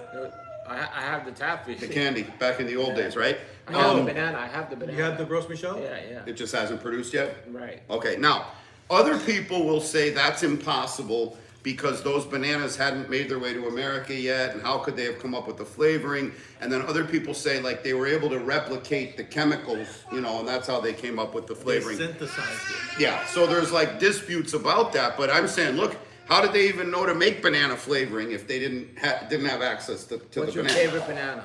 Probably the Gros Michel. What's yours? I love those Mysores we had last I'd week say when you guys were Mysore. here. Yeah. I like the Mysore. I like the blue Java. I like the. I like the ice cream. The ice cream. That's a blue Java. Same one. Yeah. And I love the these Gros Michel, which I think you're gonna like it. Very sweet. I have like one that's kind of like the Cavendish. Cavendish. Cavendish. The current commercial But variety. it's a smaller version of it. Dwarf Cavendish. Yeah. Yeah. That's why I got it. Yeah, I got that And one. then be careful. I got a ton of bananas because when the pandemic hit and they started with all them lockdowns, I said, you know what? I can't survive just on avocados and a few months of mango. I need year-round, high-calorie food because, you know, grocery prices were going up. Things you normally ate weren't at the grocery store. You never knew if it was even going to be open on any given day. And so I put in a ton of bananas. And so we eat a lot of banana now. Yeah. Yeah, we eat a lot of banana. Because you can make it come in all Oh, year. you got bananas and chickens. We got chickens. Yep. You got Yep. chickens laying eggs. Yep. And eating bananas. Yep. We got 2 wells. Now the thing about Are any of your wells hand pumped? I got a hand well. Well, that's genius I because got- if the lights go out, you can still crank fresh water. I got electric. I got diesel, and I have my electric. Also, I can flip a switch and hand pump it. Yeah. I've done that. Yeah. And I can backload my diesel pump via a garden hose to the house. Yeah. You know, I if have got to. to do that. I got to get Yeah. a hand crank. Yeah. But I got the diesel and I Yeah. got the electric. But I need the hand crank. Yeah. And then I also have the primer for my diesel pump, so if I ever had to, I could put a hose on that too Yeah. and get water that Yeah. way. The primer goes in the well all the way down to the bottom, Mm-hmm. and it just holds it until you're ready to pump again. Right, exactly. Now, Julian was mentioned about fertilizer earlier. The way I learned my lesson about the value of fertilizer was with bananas, because I put a bunch of clumps in, and I was fertilizing them. Dude, I was fertilizing them every 60 days. I had like 4 clumps, right? Right? I had more bananas than a family could possibly deal with. Wow. So what I do now is I stagger. I'll do 1 clump 1 month. Right. Then I'll let them run. Then the next month I'll do another clump. And this way I get like a few bunches a month out of each section of bananas I have. Because if you hit them, they're gonna fruit. They're gonna fruit. I know people love to be natural, and I know you think the soil in your backyard or on your island is magical, but food needs nutrients just like trees need nutrients just like human Well, beings they do. react to nutrients. Yeah. Really quick. Yeah. Quicker than anything else. Yeah. Paul, did you think up a question for your contest yet? Yeah, what's avocado from Dominican Republic that starts with the letter C that's delicious? Letter C or Letter S. Huh? letter S or C? C. Okay. Whoever Paul's, gets that gets a bumper sticker. Tom, get me their address. I will. Paul's question is It could be written with a letter C. Okay, what is a Dominican Republic variety avocado that starts with the letter C? Go. This is for one of Paul's bumper stickers.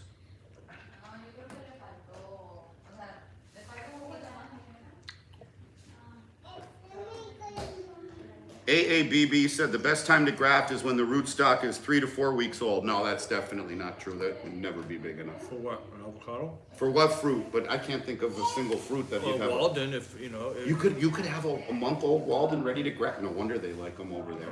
Really? Can I keep one of these seeds just to? Sure. Okay. Can I keep this guy? Thank you. I appreciate that. Oh, this is the booth. Maybe we lost the Walden. Oh, it's in here. Whatever. We'll find it. Yeah. Okay, so it sounds like certain varieties, AAABBB, certain varieties you can, but I think it's less a question of time and more a question of when it's about like the diameter of a pencil, right? Okay.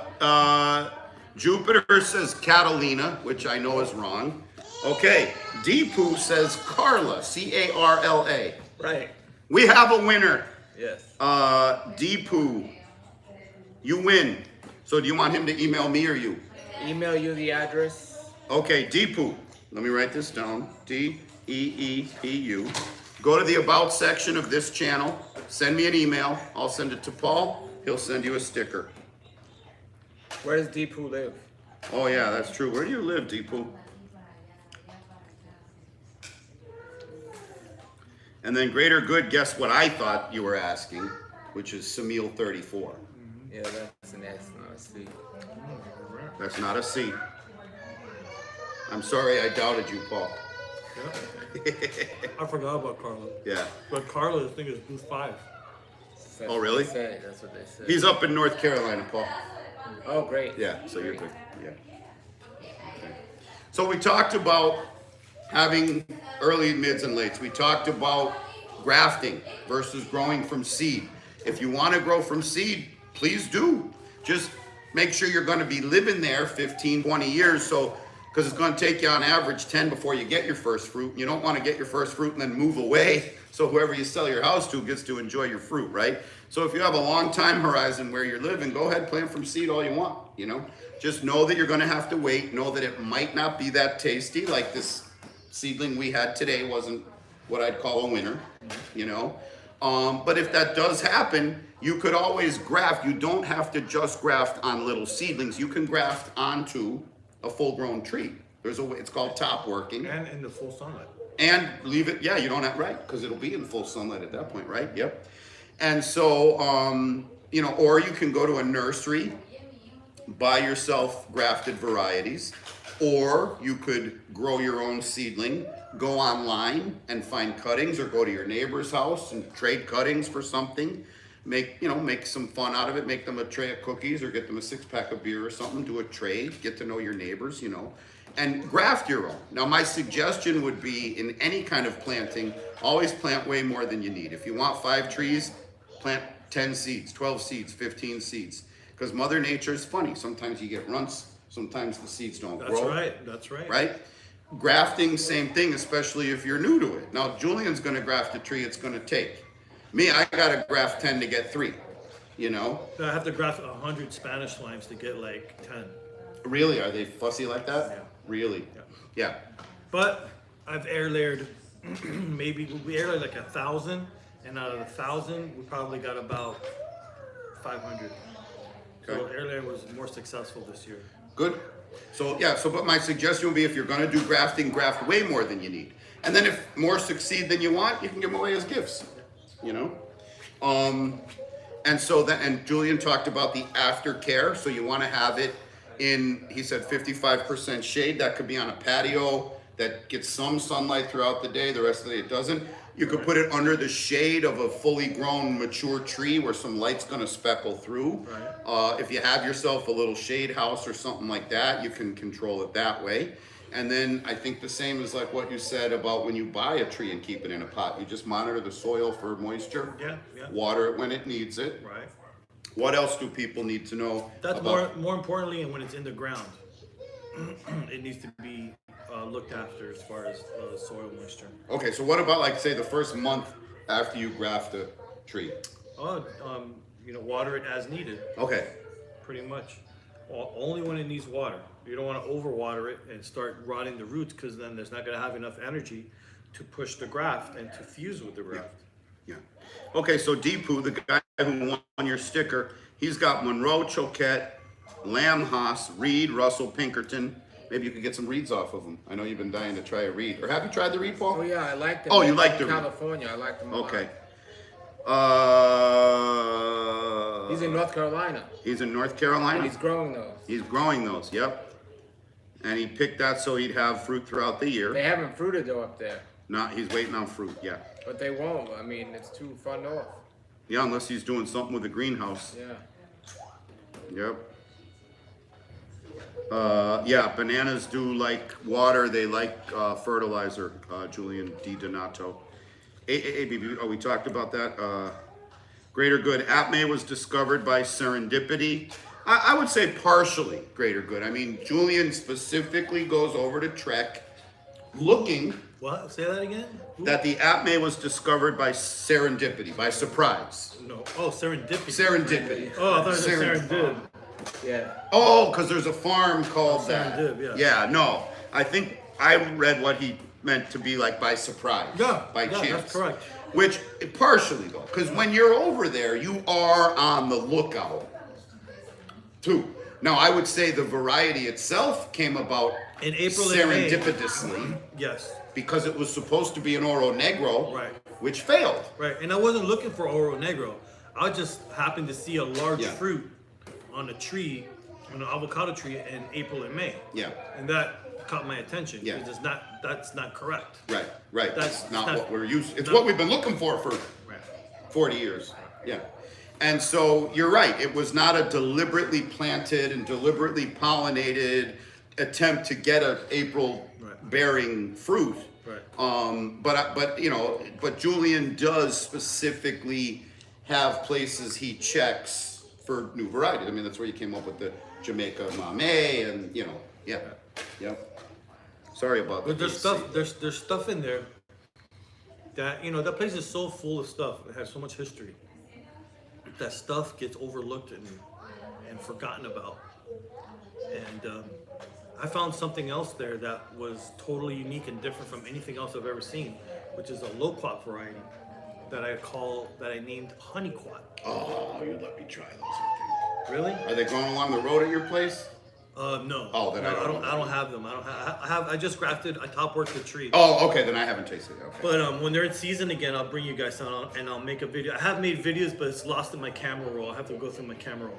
But you pick a loquat, like anything else. Let's say this is a loquat, and you bite off the bottom, right? And you squeeze out the seeds. And when the seeds come out, they usually just drop right out. And then you get some little drops of juice, Yeah. The seeds come out like if it was Ghostbusters slime.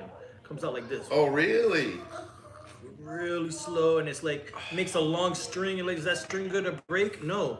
You like wiggle it, and it's like wiggling, and it's slimy. Wow. So I was stuck between calling it slime quat or loquat or honey quat. So I stuck with honey quat. Wise move. I think so. Yeah. But it is slimy as hell. But it's a pleasant slime. Tastes honey sweet. So it does reminisce of honey because of its taste and the looks. But it was so unique. I've never seen a loquat behave like that. Well, and for the viewers, loquat, a lot of you haven't tried them. Many of you haven't heard of them. They got nothing as far as shelf life goes. Oh no. So you're almost never going to find them in a market. Well, unless you're in Morocco or in Spain. In Europe, they're just as important as apples and pears and peaches. How do they get them to market? I mean, they must pick them. They're big. Oh, it's a different They're kind. big. Okay. They're big. Because what we have here, even if I went out at 10 in the morning and picked a bunch, Julian, let it sit on my counter, even try to put them, Oxidized. by 5 or 6 at night, they're not even good. You got to eat them right off the tree. And a lot of people that grew up here in the Homestead area have stories of like walking home from school and just picking them off of, trees there used to be a lot more loquat trees around, I'm told, They're very low maintenance trees. They don't need any and care. They grow like damn weeds. You can forget about them and they'll make you a ton of fruit. And the fruit is delicious. And it's delicious. Oh, My is it mom good? makes this really good juice with it. She puts it in the blender with sugar and water, blends it up really good, then strains it. And that water that comes out is phenomenal. It's one of the best juices I've ever had. Loquat. And I have about 12 varieties of loquat in my collection. Jam-packed. Yeah, you My place gave is me jam-packed. you took me in the golf cart one day and just was kind of like, try this, and they were good. They were good. Right now, the biggest loquat I've ever seen is peluche. Peluche is humongous. I assume that's from Spain. I don't know where it's from, but it means teddy bear. And it's fuzzy.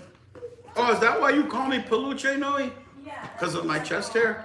that's exactly why. Oh, now I understand. I'm like a teddy bear to you. You're my big teddy Oh, that's so nice. Let's do a debate topic now that we're talking about foods with slime in them. Okra, yay or nay? Paul. So, you want a simple answer or a long answer? I want a long answer. Okay. I eat a raw vegan diet. That means I don't cook any of my food. And okra is a food that you can make some raw vegan dishes with really well. Okra is also one of the only foods that grow in the summertime really well. That's Here true. Here in Before, Florida. Well, and anywhere else will be a lot So better. Yeah. if you're eating it in the right way, it's a thumbs up. I eat them right off the plant. Yeah. Julian, okra, thumbs up or thumbs down? Only if it's deep fried Okay. and breaded. Where you at with the slime? It's slimy. It's slimy. It's slimy. Me? Thumbs up. Wait a minute. Pickled okra, I like. Delicious. Pickled okra. I eat them. I buy it. Yes. I'll be out in the garden. I'll eat them raw off the tree. We bread it and fry it. I know you don't. We bread it and fry it. I love it like in a stew. With some rice and makes it kinda some- slimy, but yeah, yeah. but I go for that, you know. Love it, almost like a gumbo type of a vegetable. Yeah, it goes into gumbo. Okay, debate topic number 2. For the rest of your life, you could only eat one of the following 2 fruits: mango or avocado. What do you choose, Paul? Avocado. Okay, why? The oil. If you can only do 1 or 2, because The oil, man. You need the oil. That's one of the few it's more fruits. versatile. It's more sustaining for you with your diet, I think, right? Yeah. Yeah. Julian, Mango. Tom, mango. Mango. Noelia, Mango. Marisol, Mango. Achacharu. That's a good one. You said it perfectly. Oh yeah? Yeah. Because of her, she taught me how to say it. All right. Are we? How we doing? Are we going to nighttime or are we closing up soon? I get a feeling Paul's done. Paul's curious. I'm getting a vibe Paul wants to end the stream. Let's give it Paul's curious. 10 more minutes. How long have we been on? We've been on for 2 hours. 2.5. 2.5 hours. So we're gonna say goodbye in 10 minutes, so get your last minute questions in. Yep. But I think we did answer a lot of questions for people who want to grow avocados in their backyard. We also gave you a lot of varieties to think about and to talk about. Well, unknown varieties. These are varieties that no one's ever heard about. If Most you of- haven't heard of a variety, No one else. then no one, if this guy here has not heard of it, nobody's heard of it. Yeah, there's Well, a lot I here I've will never have heard to of. say there are a lot of people that have seedlings in their yard. Some of them are terrible, some of them are decent. They don't know the first thing about anything when it comes out. They just know that there was a seedling when they moved in, or they have a seedling and they like the way it tastes. Yeah. And they don't promote it, they don't know about it, but it's just something Yeah. they eat. Yeah. And then the story with the black, the Have they read? one you have, the late one. That man? No, the late, the Oh, Campon? man, Ronnie? the Ronnie. You know, Julian's neighbor had it for a long time. Well, it wasn't a neighbor. He has the biggest mamey farm in Dade County. It's like 100 acres of mamey. Oh, wow. And he's implemented avocados and other stuff in his grove. And he implemented Ronnie because he found it somewhere in Miami, and he grafted it and brought it back to the farm and started selling it as out of season avocado until the Dominicans started bringing it in. And I was begging him for Budwood for 20 years. And it's my dad's best friend. He's like, sorry son, I can't let you have it. I want to be exclusive. And I respect that. So at the end, Dominican Republic started shipping in avocados in Los Angeles Valley, and he called me up and he said, hey, you still want that avocado? You can sell it as something really good. I'm like, you don't have to sell me, man. I'll be right over. What was he calling it at the time? He didn't call it anything. He didn't call it a nothing. And I asked him, what should I name it? What name do I give it? Oh, name it Ronnie after my son. I was like, Yeah, that's cool. That's cool. All right. Couple questions came in. What variety of jackfruit do you guys prefer? J31 or Borneo Red? they're both very similar. And what's this one we're eating right now? Borneo Red. So we're eating a Borneo Red right now. Phenomenal. I love it. It was the Phenomenal. first time I tried it. Borneo Red may be more orange color, deeper orange color than J31. J31 is like a yellow banana. Okay. Will just made some salsa with his garden vegetables. There's no greater feeling. There's no greater feeling. Like now, like my wife will pick a bunch of bananas and she'll make banana bread. Now we don't make our own flour. We don't refine our own sugar, but she'll use our eggs. We sometimes trade the neighbor for milk. And of course Raw with milk? our bananas, yeah, just, Oh, so lucky. you know, right out of the cow. So lucky. Yep. Yeah, she'll call us up. We'll bring her a bag of fruit, and then we just meet at the fence. You know. Wow. Yeah. And but it's so great to make from what you. No grew greater yourself. feeling. Yeah. Well, Paul knows that better than anyone. I've grown my own broccoli, and Yeah. there's no greater feeling. Yeah. I've grown my own tomatoes, no greater feeling. Yeah. I've grown my own lettuce. That was like a great feeling. It's I was cool, like, bro. whoa, Yeah. this is real lettuce. Yeah. Can't believe it. Yeah. And I went out there and I picked it with my daughter, and it was an unbelievable experience. Yeah. Yep. Can you grow Mexicola in a container? Yes. Achacharu. Deepu prefers mangosteen. He hates waiting for how long it takes to get them from seed. J33 over any Thai red variety, Deepu is saying. J33? J31? He might mean J31, which was Over referenced what up kind there. of jackfruit? He said over any Thai red. Any Borneo Red? He might mean Borneo. J33, you gotta proofread you gotta start proofreading your comments. We're confused here. Do you mean J31? No, his name's not J33, it's J-Poo. Deepu. Deepu, you said J33. You called. Deepu, you gotta start proofreading, buddy. Do we got, do you mean J33 or J31? Do you mean Thai or Borneo? Thailand There's or only Borneo? two. There's only J30 or J31. Well, I think he means J31 and Borneo. Yeah, I mean, like I said, J31 is yellow, Borneo Red is orange. Marco wants to know if we have any description on the Tito avocado. Marco, I don't know how long you've been on the stream, but we actually tasted one. Yeah. We actually tasted We have one. one. It's actually right here. Yeah, I thought it was pretty good.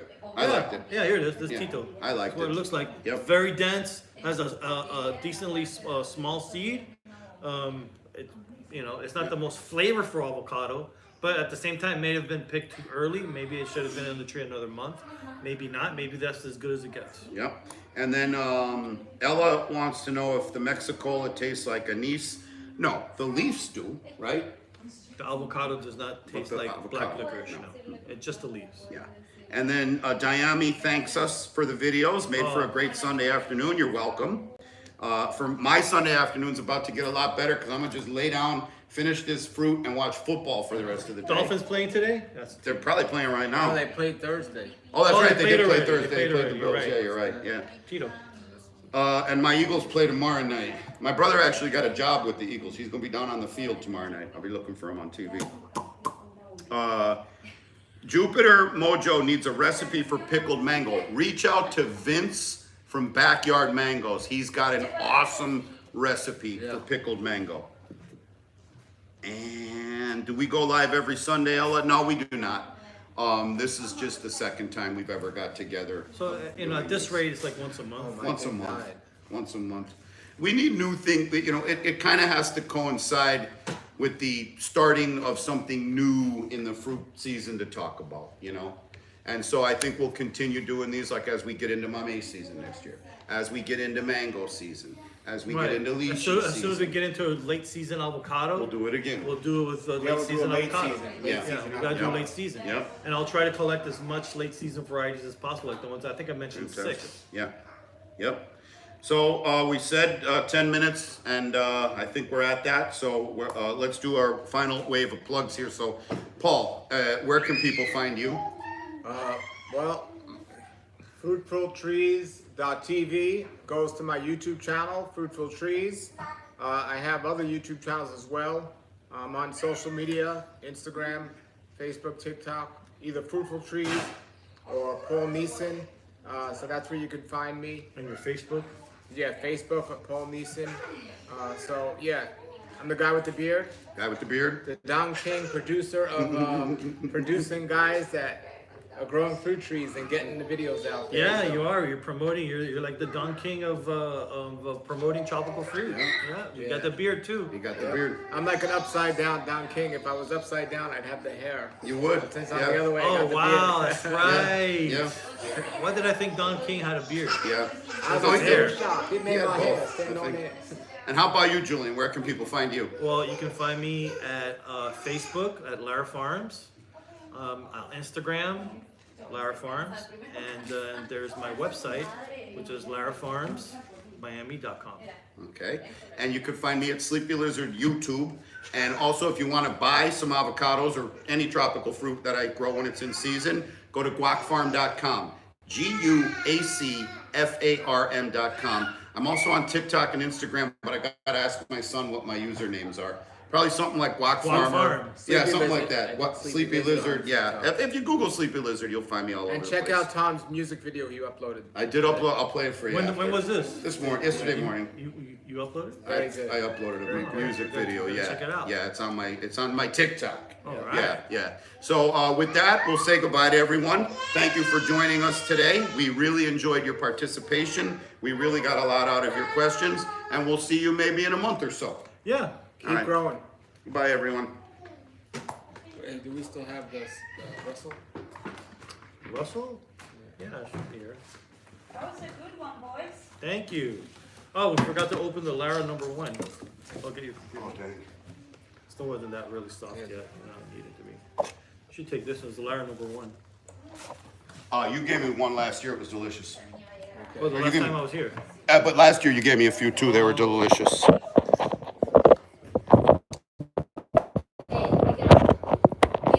Yo, you can do whatever you want, Paul. You can sleep.